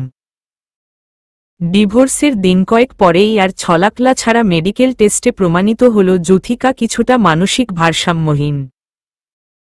যুথিকার প্রতি আশাবরীর ভীষণ ক্ষোভের অগ্নুৎপাত তখনও স্তিমিত হয়নি, কখনো হবে কিনা তাও জানা নেই। কুড়িবিহীন ফুল গাছ যেমন মূল্যহীন, তেমনি সম্ভ্রমহীন নারীও তেমনি মূল্যহীন। ভালোই হয়েছে সে তার প্রাপ্য পেয়েছে, আর একটু হলেই তো তাকে মেরে ফেলত। জামাইবু দুজনেরই কেমন চুবানোর অভ্যাস। বেশ হয়েছে। এ কথাটাই ঘটনার পরদিন অভিনব আশাকে দেখতে এলে তখন বলে, যুথিকাকে আপনিই চুবানো শিখিয়েছেন না? কি হতো যদি মরে যেতাম? জবাবে অভিনব বলেছিল, বিশাল সাগরের খাদে পড়েও তোমার কইমাছের প্রাণটার কিছু হলো না, আর ওই জাম্বুরি পার্কের ফোয়ারার পানিতে পড়ে মরে যাবে না? কথা সত্যি। আশাবরী জবাব দিতে না পেরে একেবারে মুখ হয়ে গেল। আসলেই দেখি তার কইমাছের প্রাণ। ফ্লাইওভার থেকে পড়ে হাড়গোড় গুঁড়ো হয়ে গেল, অথচ ভেতরে প্রাণটা ঠিকই ঘাপটি মেরে লুকিয়ে রইল, কিছুতেই দেহের মায়া ত্যাগ করে গেল না। এটা তার পরম সৌভাগ্য না দুর্ভাগ্য তা আশার বোধিতে এলো না, ব্যাপার না। আজ যা অস্পষ্ট কালের বিবর্তনে আর বাস্তব জীবনের পরিক্রমায় কাল তা কাকচক্ষু জলের মতো স্বচ্ছ ও স্পষ্ট হয়ে ধরা দিবে। ধোঁয়াশা চিরকাল বর্তমান থাকে না, তা কাটিয়ে গিয়ে দূরবিসর্পী ইন্দ্রজাল বিদ্ধ বস্তুও যেভাবে চোখে ধরা দেয়, তেমনিভাবে জীবনের ছোটখাটো ফল্গুধারাগুলো একসময় গিয়ে প্রকাশিত হয়ে পড়ে। এটাই চিরাচরিত ও স্বতঃসিদ্ধ নিয়ম। আরও বেশ কিছুদিন কর্মব্যস্ততায় ঝামেলাহীনভাবে অতিবাহিত হল। আজ শুক্রবার, ছুটির দিন। সকালের নামাজটা পড়ে আজ আর প্রাতভ্রমণে না গিয়ে একটু বিছানায় পিঠ লাগিয়েছিল আশা। ঘণ্টাখানেক ঘুমানোর পরই হঠাৎ গায়ের ওপর থেকে লেপটা সরিয়ে নিয়ে হাত ধরে হিড়হিড় করে বিছানা থেকে টেনে তুলল কেউ একজন। আশা ঘোর ঘুমের আদরে জোড়াজোড়ি করে থাকা চোখের পাতা দুটো রগড়ে পিটপিট করে রূপমুগ্ধ চোখজোড়া মেলে দেখল গায়ক দাঁড়িয়ে সুমুখে। নিমিষেই তার ঘুম উবে গিয়ে সমস্ত শরীরের রক্ত চঞ্চল হয়ে ওঠল। ডানে বামে চোখ ঘুরিয়ে ওড়নাটা গায়ে চড়িয়ে সে লজ্জিতভাবে হেসে বলল, আপনি অনেকদিন পর। হয়েছে, আমার কাজ আছে, বেরুতে হবে। এখন চোখে মুখে পানি দিয়ে মায়ের কাছে চলো। আশার হাসিটা যেন দমকা বাতাসে নিভে গেল। সুধাল, কেন? আসতে বলেছি, আসো। এত প্রশ্ন কর কেন? অগত্যা আশা একটু ইতস্তত করে বিপন্ন বিস্মিত বদনে বিছানা ত্যাগ করে মিনিট এক ওয়াশরুমে কাটিয়ে পড়ে গায়কের পিছু পিছু মায়ের কক্ষে এল। জেসমিন আক্তার আধশোয়া হয়ে আলস্যজড়িত শরীরে, চশমা চোখে কি একটা বইয়ে একাগ্র চোখ বুলাচ্ছিলেন। আশা আর অভিনবকে একসঙ্গে আসতে দেখে তিনি একটু যেন অবাক হয়ে বইটা পাশে রেখে চশমাটা নাকের গোড়ায় এঁটে হেসে বললেন, কি ব্যাপার হে? অভিনব মায়ের পাশে খাটে পা ঝুলিয়ে বসল। আশা যেন ব্যাপারটা খানি কাজ করে খচখচ সূচবিদ্ধ বুকে আর্স্ট ভাব ধরে দাঁড়িয়ে রইল। অভিনব একটা দম নিয়ে সোজাসাপটা বলল, আম্মা, আমার হাতে সময় কম, যা বলার সোজাসুজি বলবো। এতদিন তোমরা সিদ্ধান্ত নিয়েছ, আমি শুধু হ্যাঁ বলেছি। এখন আমি একটা সিদ্ধান্ত নিয়েছি। জেসমিন আক্তারের মুখের মুচকি হাসিটা ধীরে ধীরে মিলিয়ে যেতে শুরু করল। তিনি দৃষ্টি ক্ষীণ করে শুধালেন, কি সিদ্ধান্ত? আমি সিদ্ধান্ত নিয়েছি আশাবরীকে, যুথিকার স্থানটা আশাবরী দ্বারা পূরণ করা সম্ভব। যদি না তোমাদের যুক্তিযুক্ত কোনো আপত্তি থাকে তো। আশাবরী চাবুকাহতের মতো চমকে ওঠে, যথাক্রমে অভিনব আর জেসমিন আক্তারের দিয়ে তাকিয়ে বিষম ভয়, লজ্জায়, কুণ্ঠায় মাথাটা কাঁপাতে কাঁপাতে নিচু করে ফেলল। জেসমিন আক্তারের চোখযুগল আপনা আপনি বিস্ফারিত হয়ে আশাবরীর ওপর গিয়ে পতিত হল। আশাবরী না তাকিয়েও যেন অনুভব করল একজোড়া রোষকষায়িত দৃষ্টি তাকে আপাদমস্তক দর্শন করে নিজেদের ছাঁচে ঢেলে গভীর চোখে উপযুক্ততা নিরীক্ষণ করছে। তিনি তৎক্ষণাৎ ছেলের সামনে নিজের মনোভাব প্রকাশ না করে যাচাই বাছাইয়ের জন্য দৃষ্টির বিস্ময়ের উত্তাপ কমিয়ে এনে বললেন, তা আশা কি বলে? উত্তরটার নিমিত্তে মাছেলে উভয়ই আশাবরীর ওপর দৃষ্টিপাত করল। আশা একনিমিষের জন্য আর্ত চোখ তুলে পরক্ষণেই আবার নামিয়ে নিয়ে থ্রোথ্রো কম্পমান ওষ্ঠাধর নাড়িয়ে কিছু বলতে চেয়েও পারল না। তার সব শব্দরা আতঙ্কে ছত্রভঙ্গ হয়ে ঠোঁটের আগা থেকে অন্তর্ধান করেছে যেন। অনেক চেষ্টাতেও যখন সে একটা শব্দ উচ্চারণ করতে পারল না, তখন সে আবারও মাথা নামিয়ে চুপ করে রইল। নীরবতা সম্মতির লক্ষণ ধরে নিয়ে জেসমিন আক্তার একটা নিঃশ্বাস ছেড়ে বললেন, আমার যা বুঝার বুঝা হয়ে গেছে, আলোচনা করে দেখি। অভিনবের নিজেরও অস্বস্তি লাগছিল বলে সে উঠে দাঁড়িয়ে বলল, বেশ, আমি যাই তবে।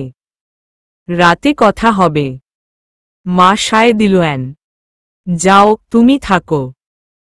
আশাবরীর গায়কের পিছু পিছু প্রস্থানোদ্যত হচ্ছিল এমন সময় জেসমিন আক্তারের কথাটি শুনে দুজনের পাই একতালে থমকে গেল। অভিনব এক পলক আশার দিকে তাকিয়ে মৃদু চোখের ইশারায় তাকে থাকতে বলে নিজে প্রস্থান করল ধীরে সুস্থে।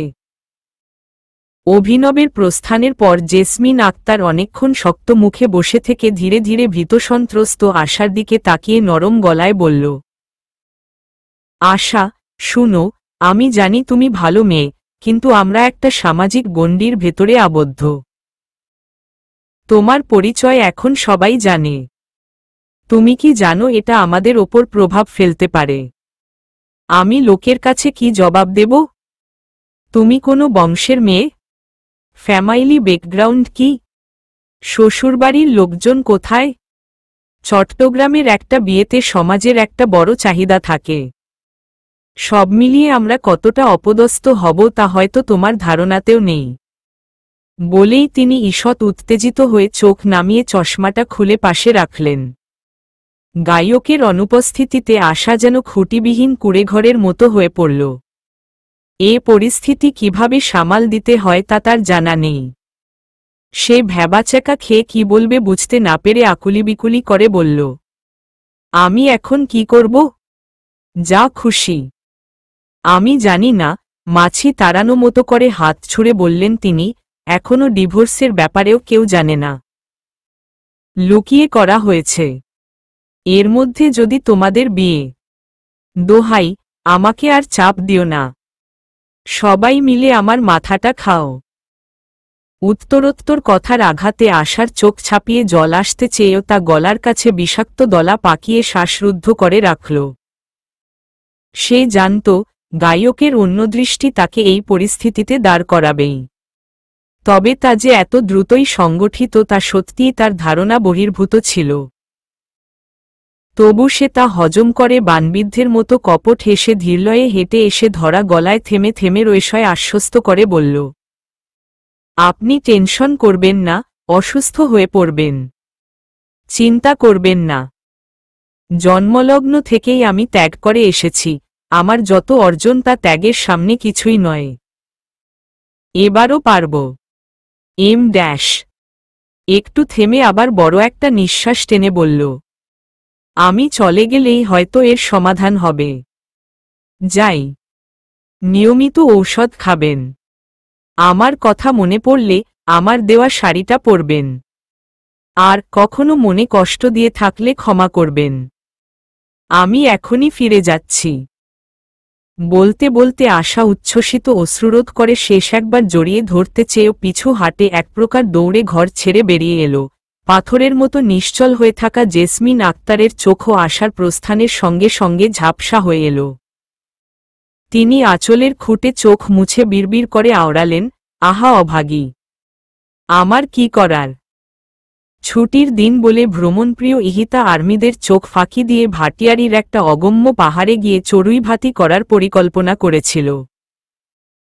সাথে শুধু মেয়েরা থাকবে, ইহিতা, তুলি, দুলু, আশা, আর পুরনো ভৃত্যের এক কিশোরী মেয়ে। সকাল সকাল সবাই বেরোনো উদ্দেশ্য ভ্রমণ সাজসজ্জা গ্রহণ করে সদলবলে এসে মাহারা বিষণ্ণ আশাবৃকে হঠাৎ ঘুরতে যাওয়ার পরিকল্পনা শুনিয়ে বিষম চমকে দিতে চেয়েছিল। কিন্তু ব্যাপারটা হলো তার বিপরীত। আশাকে চমকাতে এসে তার কর্মকাণ্ডে তাদের নিজেদেরই চক্ষু চটগাছ হয়ে গেল। আশা নিজের ঘর থেকে তার ব্যাগে প্রয়োজনীয় জিনিসপাতি পুড়ে নিচ্ছিল আর একটু পরপরই এলোমেলোভাবে অন্তর্পীড়নে চোখ বেয়ে নেমে আসা বাষ্প সারা মুখে লেপটে দিচ্ছিল।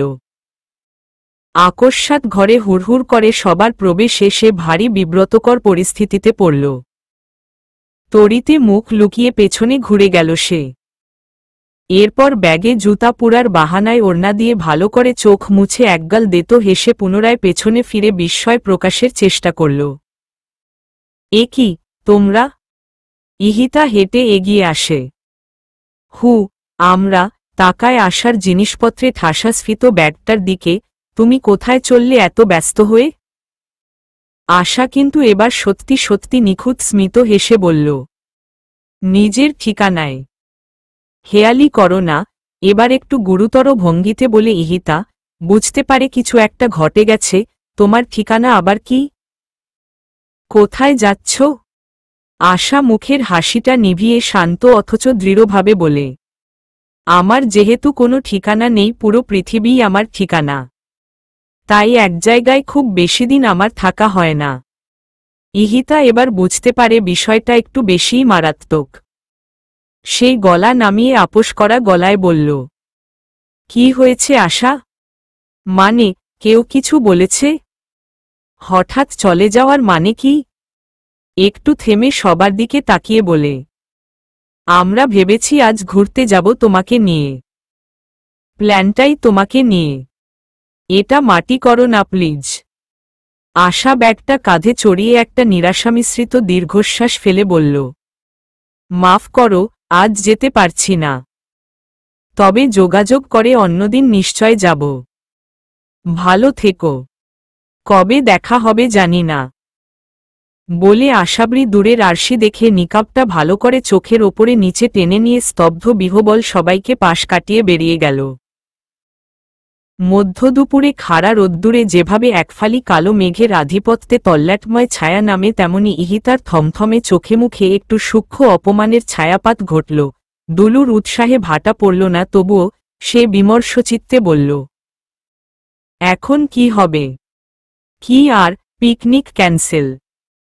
বাড়ির অন্দরমহলে ব্যাপারটা জানাজানি হতে দেরি হল। দারোয়ান থেকে ঝিচাকর পর্যন্ত সকলের কানে উঠে গেল যে আশাবরী কোনো বিষয়ে কলহ করে চলে গেছে, জানল না শুধু অভিনব।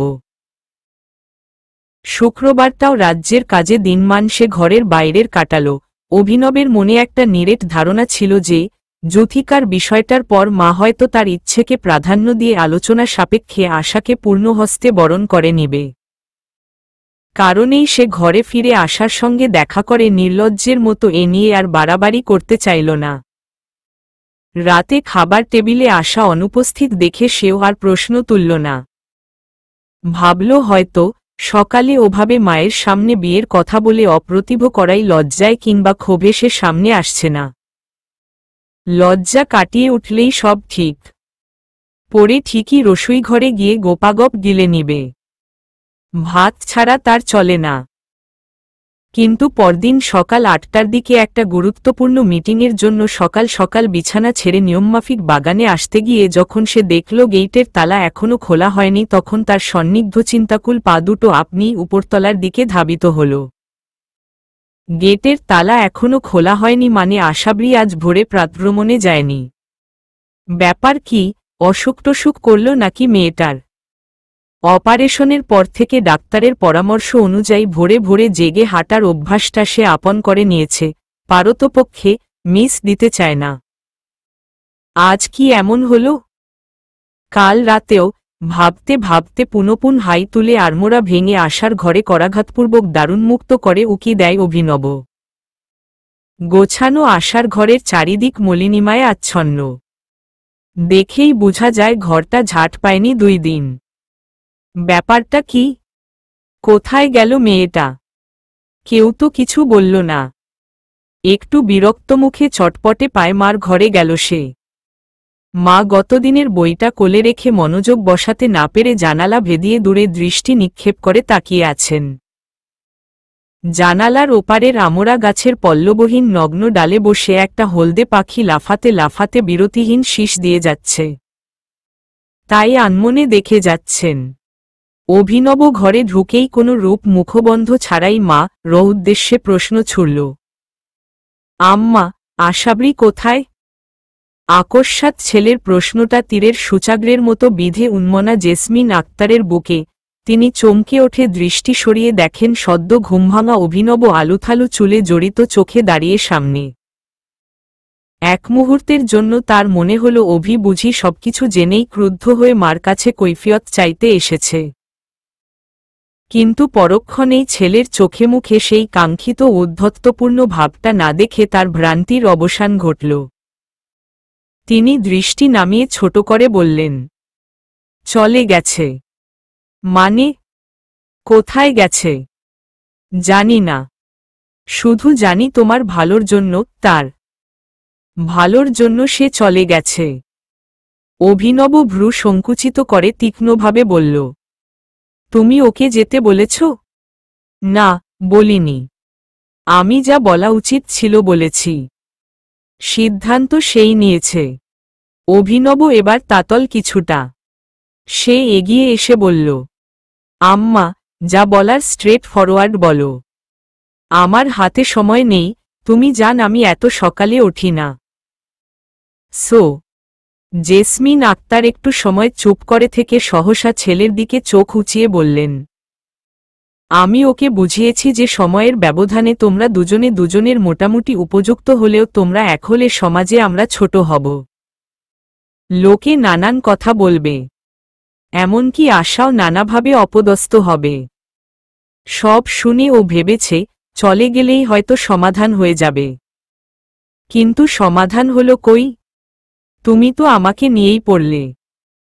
অভিনব, তোমার বুঝার বয়স হয়েছে। আমি নিশ্চিত কয়দিন পর গোটা চট্টগ্রামের দায়িত্ব তুমি নেবে। তুমিও জানো আশাকে চাওয়া অন্যায় আবদার ছাড়া কিছুই নয়। এতে তুমিও সমস্যায় পড়বে। অভিনবের মনের নদী মায়ের এই দুর্মনোভাবের ফলে উৎসারিত রোষের জোয়ারে পরিপূর্ণ হয়ে ওঠে। তবু সে নিজেকে সংবরণের প্রাণান্তকর চেষ্টা কর। সমাজ, সোসাইটি। হঠাৎ মুখটাকে বিকৃত করে হাসে অভিনব। আম্মা, তুমি জানো, ছোট থেকে আমি এই তথাকথিত সমাজে বিশ্বাসী না। একটা নির্দিষ্ট এলাকার ভিতরের কিছু থুরথুরে বুড়োর দল এক হয়ে কে কি বলল তাতে আমার কিচ্ছু যায় আসে না। এখন যদি আমি খেটে খুঁটে খাওয়া কোনো দিনমজুর হয়ে আশাকে চাইতাম হলফ করে বলতে পারি তোমার সমাজ আপত্তি তুলত না। বলতো, ভালো বউ পাইছ মিয়া, নিজে তো কামলা, বউ পাইছ ইঞ্জিনিয়ার, তার ওপর ঘরকন্যা, সুখী হও। একা মাইয়াটারও একটা ঠাঁই হল। কি মা, বলতো না? তাহলে আমার অর্জনই কি সব বাধা? আশাবরী বংশপরিচয়হীন বলে কি বড় ঘরের স্বপ্ন দেখতে পারে না? কিসের ভয়? মরার পর সোসাইটির লোকজন তোমার ছেলের দাফন কাফনে এগিয়ে আসবে না, সেই ভয়? নাকি কথা শোনার ভয়? কথা শোনার ভয় যে কান গোটা দেহমনকে অন্যদিকে চালিত করে, সে কান তো কেটে ফেলাই উত্তম। অভি। শেষ কথাটায় জেসমিন আক্তার আঘাতপ্রাপ্ত হয়ে বলে ওঠে। কিন্তু অভিনব ঠান্ডাভাবে বলেই চলে, শোন মা, আমি তোমাকে আমার সিদ্ধান্ত জানিয়েছিলাম, মতামত বা চাওয়া না। কিন্তু এটা যদি না হয় তাহলে আমাকে দ্বিতীয় বিয়ে দেওয়ার কথা ভুলে যাও। এমন না যে আশাকে না পেলে দেউলিয়া হয়ে যাব বা মদ সিগারেট ধরব। কিভাবে একা থাকতে হয় তা আমার ভালোই জানা আছে। আসি। বলে অভিনব মাকে কিছু বলার সুযোগ না দিয়ে মেঝেতে দুমদুম করে খালি পা ফেলে তৎক্ষণাৎ প্রস্থান করল। অপরদিকে মা এই প্রথম আদরের ছেলের খরসান বাক্যবাণে জর্জরিত হয়ে ভগ্নচিত্তে, জল ছলছল চোখে জানালার ওপারে বিষণ্ণ হলদে পাখিটার সঙ্গে নিজেকে তুলনায় প্রবৃত্ত হলেন। জীবনের সূর্য যখন ডুবো ডুবো তখন এক কেমন কঠিন দিন উপস্থিত হল। ছেলের সুখে বাধা হয়ে দাঁড়াবেন এমনটা তো তিনি স্বপ্নেও কল্পনা করেননি। অথচ জাদুবিদ্যার মতো কত দ্রুতই না সব বদলে গেল। আশাবরী এখন চট্টগ্রাম শহর থেকে দূরে মিরসরাইয়ে একটা সাইটের কাজ নিয়ে ভীষণ ব্যস্ত। যেদিন সে অভিনবের বাসা থেকে স্বেচ্ছায় বেরিয়ে নিজের ভাড়াটে জর্জরিকৃত ঘরটায় গিয়ে উঠে সেদিন থেকেই সে পরিচিত সিনিয়র প্রকৌশলীকে নানানভাবে বলে কয়ে দূরে কোথাও কাজ নেওয়ার জোর পায়তারা করছিল। এই শহরে যেন তার দম বন্ধ হয়ে আসছে, বিশুদ্ধ বাতাস আর বিশুদ্ধ জীবনযাত্রার বড় অভাব এখানে। চেষ্টস্বরূপ বর্তমান কাজটা ইস্তফা দিয়ে তাতে অন্য একজনকে নিয়োগ দেওয়াপূর্বক আশাকে অন্যত্র স্থানান্তর করা হল। সুতরাং মায়ের অল্পদিনের স্মৃতি বিজড়িত ঘরটাতে তার বেশি দিন থাকতে হল না। কাজের মারফতে আশাকে মিরসরাইতেই কর্মচারীদের ক্যাম্পে ২-৩ জন মেয়ের সঙ্গে রুম ভাগাভাগি করে অবস্থান নিতে হল। এর মধ্যে সে নিজের আমের আটির মতো ছোট ফোনটা গায়কের সম্ভাব্য গঞ্জনার ভয় এক মুহূর্তের জন্যও খুলেনি। দিন শেষে ক্যাম্পের বড় তাঁবুতে ঘুমাতে গেলে আশা ডাঙায় তোলা জিওল মাছের মতন ছটফট করে। না জানি গায়ক কেমন রেগে আছে তার ওপর। ইস, যদি গায়ক প্রতিশোধ নেবার জন্য আবার ওই খুনি, পাগলি, কলঙ্কিনী যুথিকাকে বিয়ে করে নেয়, তখন কি তার কষ্ট হবে? হবে হয়তো। হোক। গায়কের মার কথাগুলো তো নিপাট ফেলনা নয়। কি আছো তার? কে আছে? রূপেগুণে লবঙ্গলতা হলেই কি আর ঘরে তোলার উপযুক্ত বলে বিবেচ্য হয়? হয় না তো। চতুষ্কোণ থেকে ষলকলা পূর্ণ করার ক্ষমতাও থাকতে হয়, যা আশার নেই। ধ্যাত, এসব কেমন আজগুবি কথা ভাবছে সে? ও তো ভেবে কাজ নেই, এর চেয়ে বরং ঘুমাই। ভেবে চকারান্তের বিরক্তিসূচক শব্দ করে নড়েচড়ে শেষ শীতের তীব্রতায় কম্বল মুড়িয়ে শোয়ে আসা। আধো ঘুমের মধ্যেও স্বপ্নাতুর সমাচ্ছন্নতায় ঘটে যাওয়া আবছা আবছা দৃশ্যগুলো ভাসে আসার মস্তিষ্কতটে। গায়কের ললাটচুম্বন, অপ্রকৃতস্থ হয়ে আকুলতা প্রকাশ, ছাদে অশ্চুম্বন হয়েও না হওয়া, তার হৃৎপিণ্ডটার কম্পমান অবুঝপনা, আদেকলাপনা, অস্থিরতা, অব্যক্ত মানবিমান, কাছাকাছি থাকার পরও দীর্ঘদিন পরপর দেখা সাক্ষাৎ, অম্লমধুর কথোপকথন, সব মিলিয়ে আশা যেন সুনীল বিস্তীর্ণ জলরাশির সুখসায়রের ভাসে স্বপ্নের তরিরে। হঠাৎই স্বপ্নের ঘোর আচ্ছন্নতা টুটেন যায় ঝাঝা বিশ্রী একটা শব্দে। মস্তিষ্কে যেন রক্ত চলকে ওঠে, আবারও নেমে যায়। বালিশের পাশে ফোনটা বাজছে। একটু আগেই যখন বিছানায় শুয়ে নিষ্পিস করছিল তখনই কি এক অজানা আকাঙ্ক্ষায় ফোনের সুইচ অন করেছে আশা। অস্পষ্ট আকাঙ্ক্ষাটাই বোধ করি সত্য হল। আশা ফোনটা হাতে তুলে তাড়াতাড়ি রিংটোন অফ করে দেখল, গায়কের ফোন। এত রাতে? আশা চোখ উঁচিয়ে স্ক্রিনের ওপরে সময় দেখল 3:30 বাজে। আশার অতৃপ্ত মন অযথা কালক্ষেপণ করল না। সবুজ বাটন চেপে রিসিভ করেই বাহাতে চুল সরিয়ে মোবাইলটা নিঃশব্দে কানের ওপর বসাল। আশাবরি, বাইরে এসো। ওপাশ থেকে অতির গম্ভীর কণ্ঠে ভূমিকা ছাড়াই তরঙ্গটা ভেসে এলো আশার কানে। সে কি, কে আপনি? কথাটা নিজের অজ্ঞাতসারেই আশার ঠোঁট গলে বেরিয়ে এলো। একে তো রাত্রির শেষ প্রহর, তার ওপর চট্টগ্রাম শহর থেকে প্রায় 100 কিলোমিটার দূরে গায়ক, তার এই অস্থায়ী ঠিকানা পাবার কথা নয়। তাহলে গায়কের নাম্বার ক্লোন করে অন্য কেউ তাকে ফাঁদে ফেলার চেষ্টা করছে না তো? কিন্তু কণ্ঠটা একটু থেমে শীতলভাবে বলল, আশাবরি, চিংড়ি মাছ চিনো?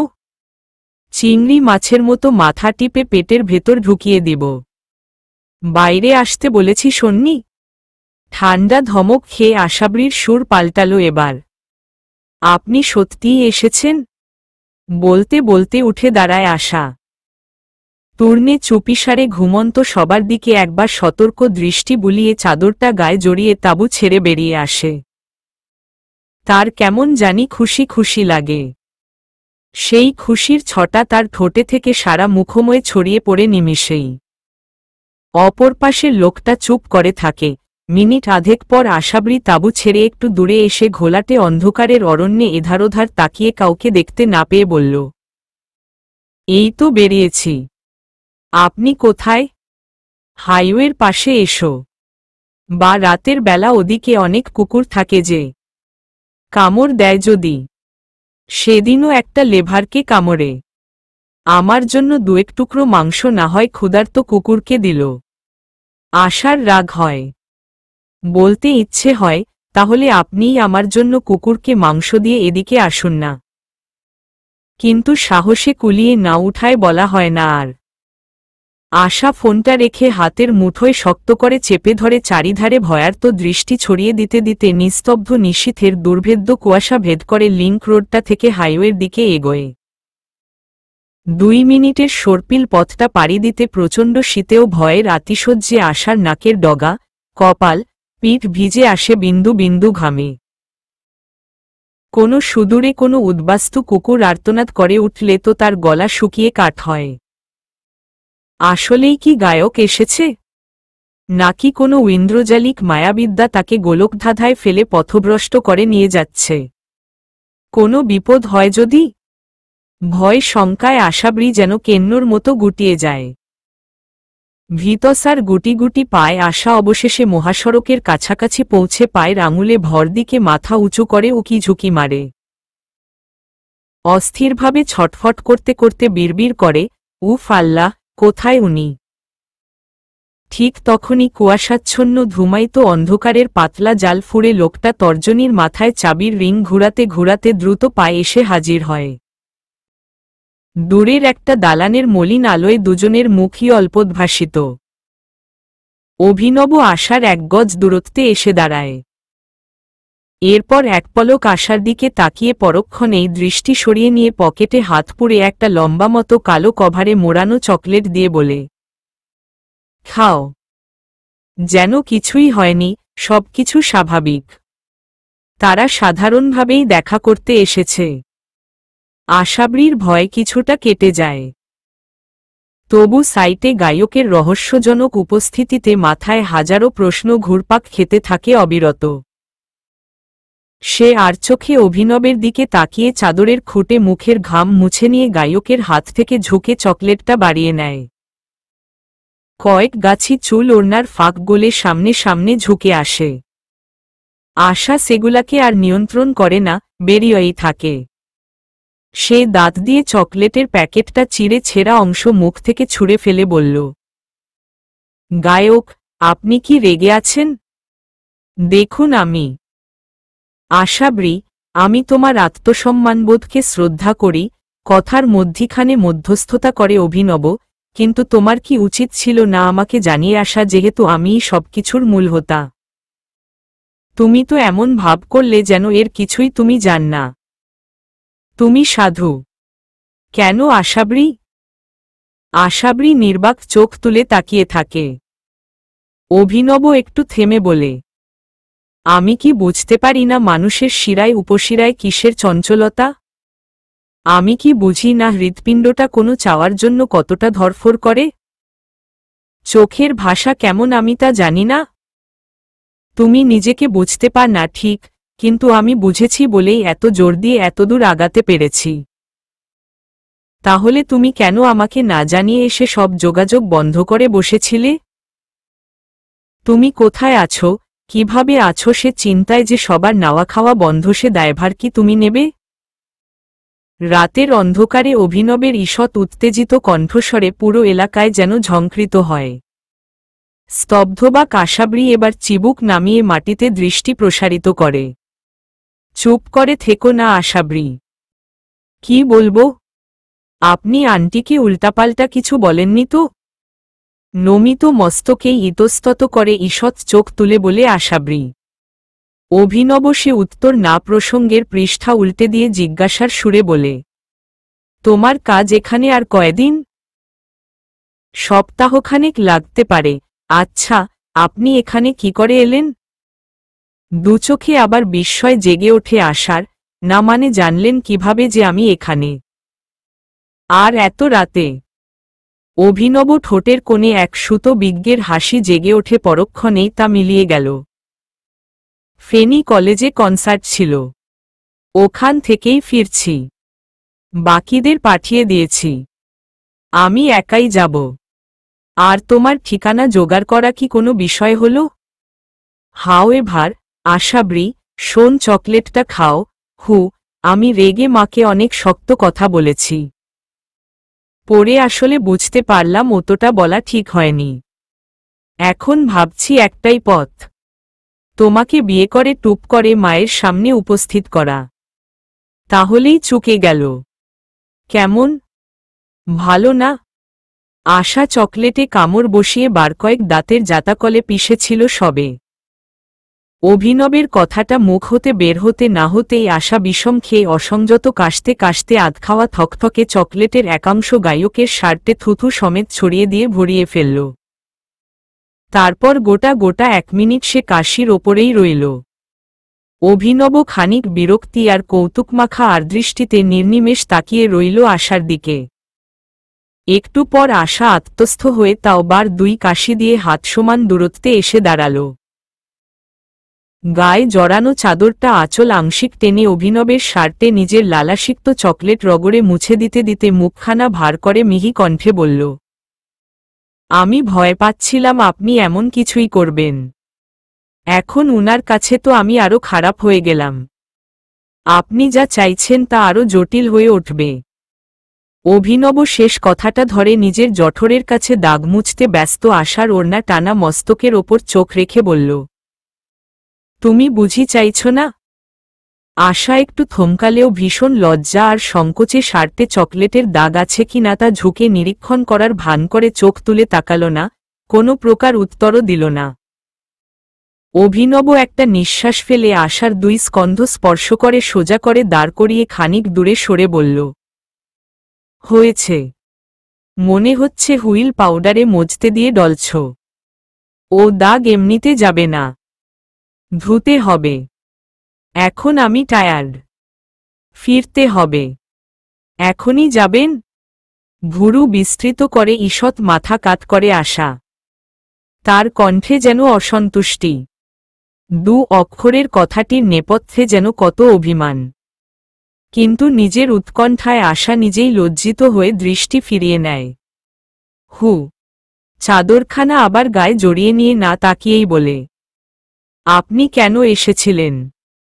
অভিনব ঠোঁটকপাল যুগপৎ সংকুচিত করে দূরের দূরের কুহেলিকা নিমজ্জিত একটি ঝোপের দিকে তাকিয়ে বলে, এসেছিলাম কিছু বোঝাপড়া করতে। কিন্তু ও আমার দ্বারা হবে না, আমি সবার মতো হতে পারি না। লোকে হয়তো এটাকে অ্যাটিটিউড বলে, কিন্তু আমি সেটাকে বেঁচে চলা বলি। চলি। আর শুনো। জি। পরিস্থিতি ভালো না। সামনে ইলেকশন। হত্যা, গুম, কিডন্যাপ এসব বেড়ে যাচ্ছে। প্রার্থী হিসেবে আমি এখনো ঘোষণা দিইনি নিরাপত্তার স্বার্থে। সময় হলে ঠিকই, যাক, তোমাকে এসব বলে কাজ নেই। তাবৎ লোক জানে তুমি আমার আত্মীয় না হলেও কাছের। সবসময় সাবধানতা অবলম্বন করবে। তোমার একটু বোকামির জন্য একুল ওকুল দুই যাবে। এজন্যই আমি তোমাকে এই সময় ঘরে রাখতে চেয়েছিলাম। কিন্তু একটা হতাশ্বাস চেপে গেল অভিনব, বলল, তোমার জন্য নিরাপদ জায়গায় একটা বাসা ঠিক করা হয়েছে, এখান থেকে গিয়ে তুমি তুলির সঙ্গে যোগাযোগ করে সেখানেই উঠবে। ভাড়াটা একটু বেশি, তবে চলে যাবে। আশা মাথা ঝাঁকিয়ে সায় দিয়ে একটু পর মাথা তুলে বলল, আপনিও সাবধানে থাকবেন। একবার তো প্রায়, এবারও একই কাজ করবে না তার নিশ্চয়তা কি? একটা কথা বলি। আশার চোখে একটা ভীতি জেগে ওঠে, পরক্ষণেই তা সারা মুখে ছড়িয়ে পড়ল। অভিনব বলল, হু তাড়াতাড়ি, আজান দিয়ে দিল বলে। আপনি নির্বাচনে না দাঁড়ালে হয় না? বলে আশা অভিনবের প্রতিক্রিয়ায় সামলাতে কৈফিয়ত দিল, না মানে, আমার ভয় হচ্ছে আবার যদি ওরকম কিছু হয়। অভিনব কিছু সময় আশার দিকে তাকিয়ে থেকে মাথা নেড়ে বলল, ভয়কে জয় করতে হবে ঘরছাড়া কন্যা। যার পেছনে আমি এতদিন নিজের শ্রম, সময় ব্যয় করে এসেছি, সুযোগ পেয়েও দাঙ্গাবাজদের হাতে তুলে দিয়ে পিছিয়ে পড়ার মানে হয় না। তোমাকে এসব ভাবতে হবে না। নিজের খেয়াল রেখো। আজ চলি। হু বলতে বলতে অভিনব স্মিতহাস্যে ঘুরে দাঁড়িয়ে গাড়ির চাবিটা পকেটের গহর থেকে তুলে নিয়ে আবারও তর্জনীর ডগায় তুলে ঘোরাতে ঘোরাতে প্রস্থান করল। এতক্ষণ পর আশাবরীর মনে পড়ল লোকটার গায়ে শীতের পোশাক ছিল না, অথচ সে দিব্যি চাদর জড়িয়ে বসেছিল। স্বার্থপর। কাছের একটি মসজিদ থেকে সুমধুর চিককন সুরে আজানের সুর ভেসে এলো। আশাবরী আবছা আলোয় কুয়াশার ধূম্রজালে গায়কের শেষ চিহ্নটুকু দেখা যাওয়া পর্যন্ত সেদিকে নিষ্পলক তাকিয়ে থেকে পড়ে ধীরে ধীরে ক্যাম্পের পথে বা বাড়াল। কাঠখোট্টা অভিনব একবারের জন্য পেছনে ফিরে তাকালে অবাক হয়ে দেখতে পেত, কি অপরূপ, স্নিগ্ধ পবিত্র, নয়নচকর দৃষ্টি তার পুরো সত্তার দিকে একদৃষ্টে তাকিয়ে আছে। সপ্তাহ পেরিয়েছে। এর মধ্যে অভিনব একদিনের জন্য দোতলায় পা রাখেনি, ক্রোধ কিংবা মাকে কথা শোনানোর অনুতাপে। পুরো বাড়িটা মাছেলের এ ব্যাপারটা নিয়ে গুমট হয়ে আছে, তবে কেউ এ নিয়ে বিশেষ আলাপ, উচ্চবাচ্য করতে আগ্রহ প্রকাশ করল না। ইহিতাও আজকাল ভাইয়ের ব্যাপারে অনাধিকার চর্চা করা বাদ দিয়েছে। তবে আশাকে সে পূর্ব থেকেই ভাইয়ের জন্য পছন্দ করত, যুথিকার চির অনুপস্থিতিতে এখনও করছে, কিন্তু কেন কে জানে এবার সে পূর্ববৎ তৎপর নয়। তার মধ্যে একটা হীনন্যতার জন্ম নিয়েছে যে, যত উচিত কথাই বলুক কেউ তার কথায় কর্ণপাত করতে চায় না। সেই ধারণা থেকেই সে চুপচাপ নির্বিকার, নির্লিপ্তে পরিস্থিতি অবলোকন করে যাচ্ছে। দুলুর মাও জেসমিন আক্তারের মতন বিদ্রোহী মনোভাব পোষণ করলেও তিনি আশাকে বড় পছন্দ করেন। সেই স্থান থেকে তিনি অনেক ভেবেচিন্তে ভাইয়ের পক্ষ নিয়ে উমেদারি করতে বসে বললেন, মা, বেচারা ভাইটাকে আমরা দেখে শুনে বিয়ে দিলাম, সুখী হল না। এখন সে আশাকে চুজ করেছে, তাতে যদি সে সুখী হয় তাই তোমার মেনে নেওয়া উচিত। আশাকে আমরা সবাই জানি। আর তোমার ছেলেকেও কি কম জানো? লোকের মুখে কিভাবে কুলু পাঠতে হয় তা তো সে ভালোই জানে। বলে দুলুর মা মায়ের চোখের দিকে তাকিয়ে মনের ভাব হৃদয়ঙ্গম করার চেষ্টা করে, একটু পর আবার বলে, দেখো, ও যখন প্রথম প্রথম গান করছিল তখন লোকে কি কম কথা বলেছে? তবু তুমি ওকে সাপোর্ট করেছ। বাবা থেকে লুকিয়ে ওকে গান রেকর্ডের টাকা দিয়েছ। এবারও সব থেমে যাবে দেখো। জেসমিন আক্তার হ্যানা কিছুই বলেন না।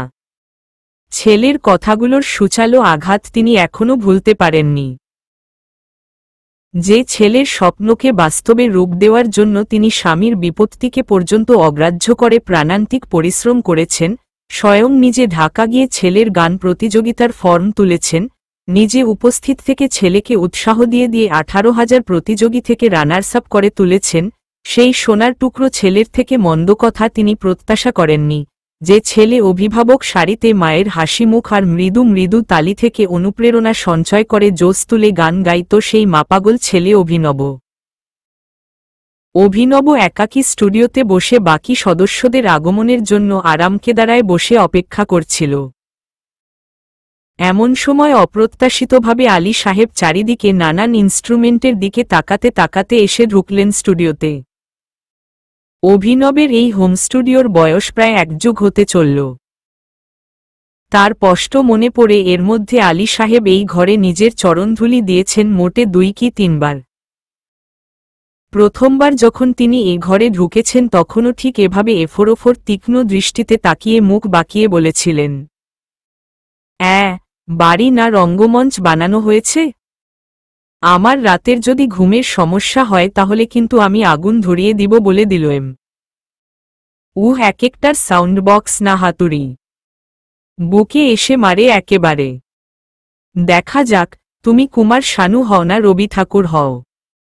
জবাবে সে সময়ের টকবগে তরুণ অভিনব দাঁত বের করে হেসে বলেছিল, বাবা, বেরোনোর রাস্তাটা ওদিকে।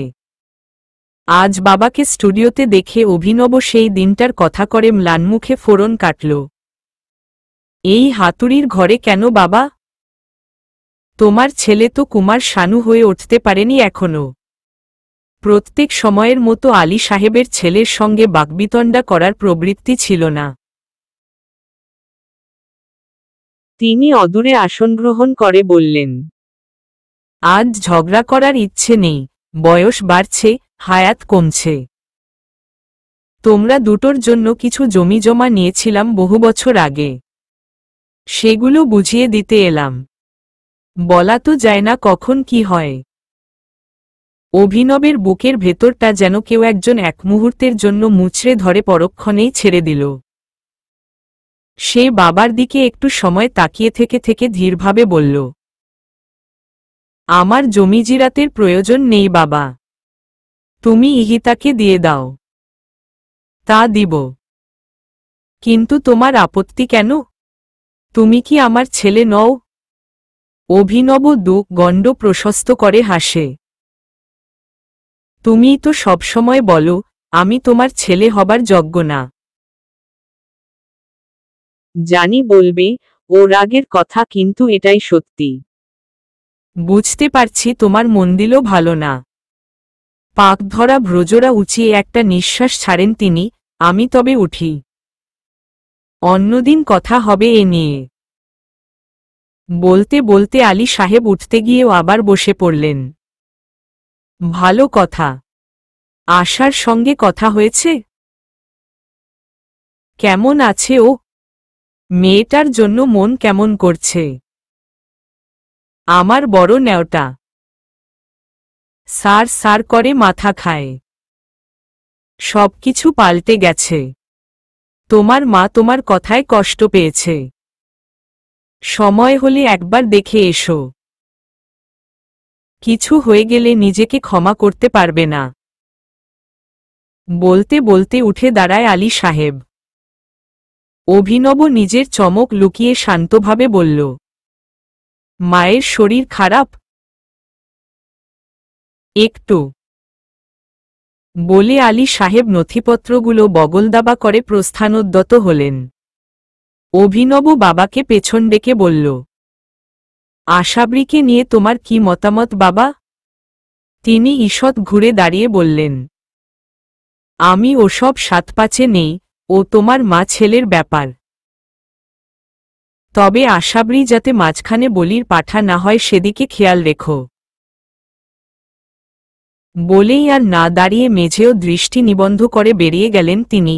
আজ বাবার আচরণ বড় অভিনব ঠেকল অভিনবের কাছে। লোকটা হঠাৎ এত সাধু হল কি কর কে জানে। মনে হয়েছে কেউ জাদুটোনা করে সম্মোহিত করে পাঠিয়েছিল ক্ষণকালের জন্য। পকেটে উরুর কাছে অভিনবের ফোনটা বিপ বিপ করে কেঁপে উঠল। হাতে তুলে কপাল কুঁচকে নাম্বারটা দেখে আশ্চর্য হল সে। যুথিকার মায়ের ফোন। রিসিভ করতেই তিনি তেজদীপ্ত স্বরে অনর্থক চেঁচামেচি জুড়ে জানালেন, যুথিকাকে পাওয়া যাচ্ছে না। অদ্ভুত কাণ্ড, এতে অভিনবের কি করার থাকতে পারে? সে চরম বীতশ্রদ্ধ হয়ে লাইনস্তু করে ফোন পকেটে পুরল। নতুন বাসায় উঠে আশাবরী একেবারে একাকী সংসার পেতে বসল। বাড়িটা তার ভীষণ রকমের পছন্দ হয়েছে।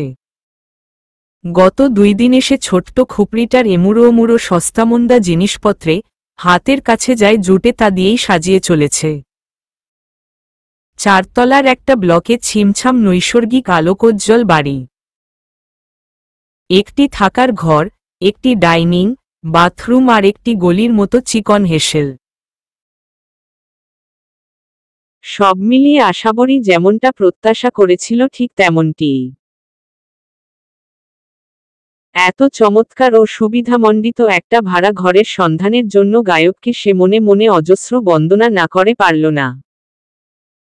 লোকটা একসঙ্গে এতগুলা বিষয় কি করে সামাল দেয় কে বলবে। আজ ভোরে একটা কাণ্ড ঘটল। আশা নিয়মমাফিক ভোরে বিছানা ছেড়ে সে প্রাতভ্রমণে বেরিয়েছিল। এসে কাজে যাবার জন্য পরিষ্কার পরিচ্ছন্ন হয়ে প্রস্তুতি নিয়ে বেরোতে দরজা খুলতেই সে একেবারে তোবদা খেয়ে 2 পা পিছিয়ে এলো। দরজার চৌকাঠের ঠিক ওপারে স্থির মূর্তিতে দাঁড়িয়ে আছে যুথিকা। মুখে একচিলতে দুর্বোধ্য হাসি। আশা চোখজোড়া বিস্ময়, ভয়, আতঙ্কে বিস্ফারিত করে বার কয়েক মাছের মতো খাবি খেয়ে বলল, যুথিকা আপনি এখানে কি করছেন? যুথিকার দুর্বোধ্য হাসিটা নিভিয়ে শয়তানের মতো শব্দ করে হেসে ওঠল। হাসির দমকে ওর সরু রুগ্নশীর্ণ দেহটা দুলে দুলে ওঠল। অনেকক্ষণ পর সে হাসি থামিয়ে মুখ শক্ত করে বলল, ভয় পাচ্ছ কেন? ভেতরে আসতে বলবে না? চলবে।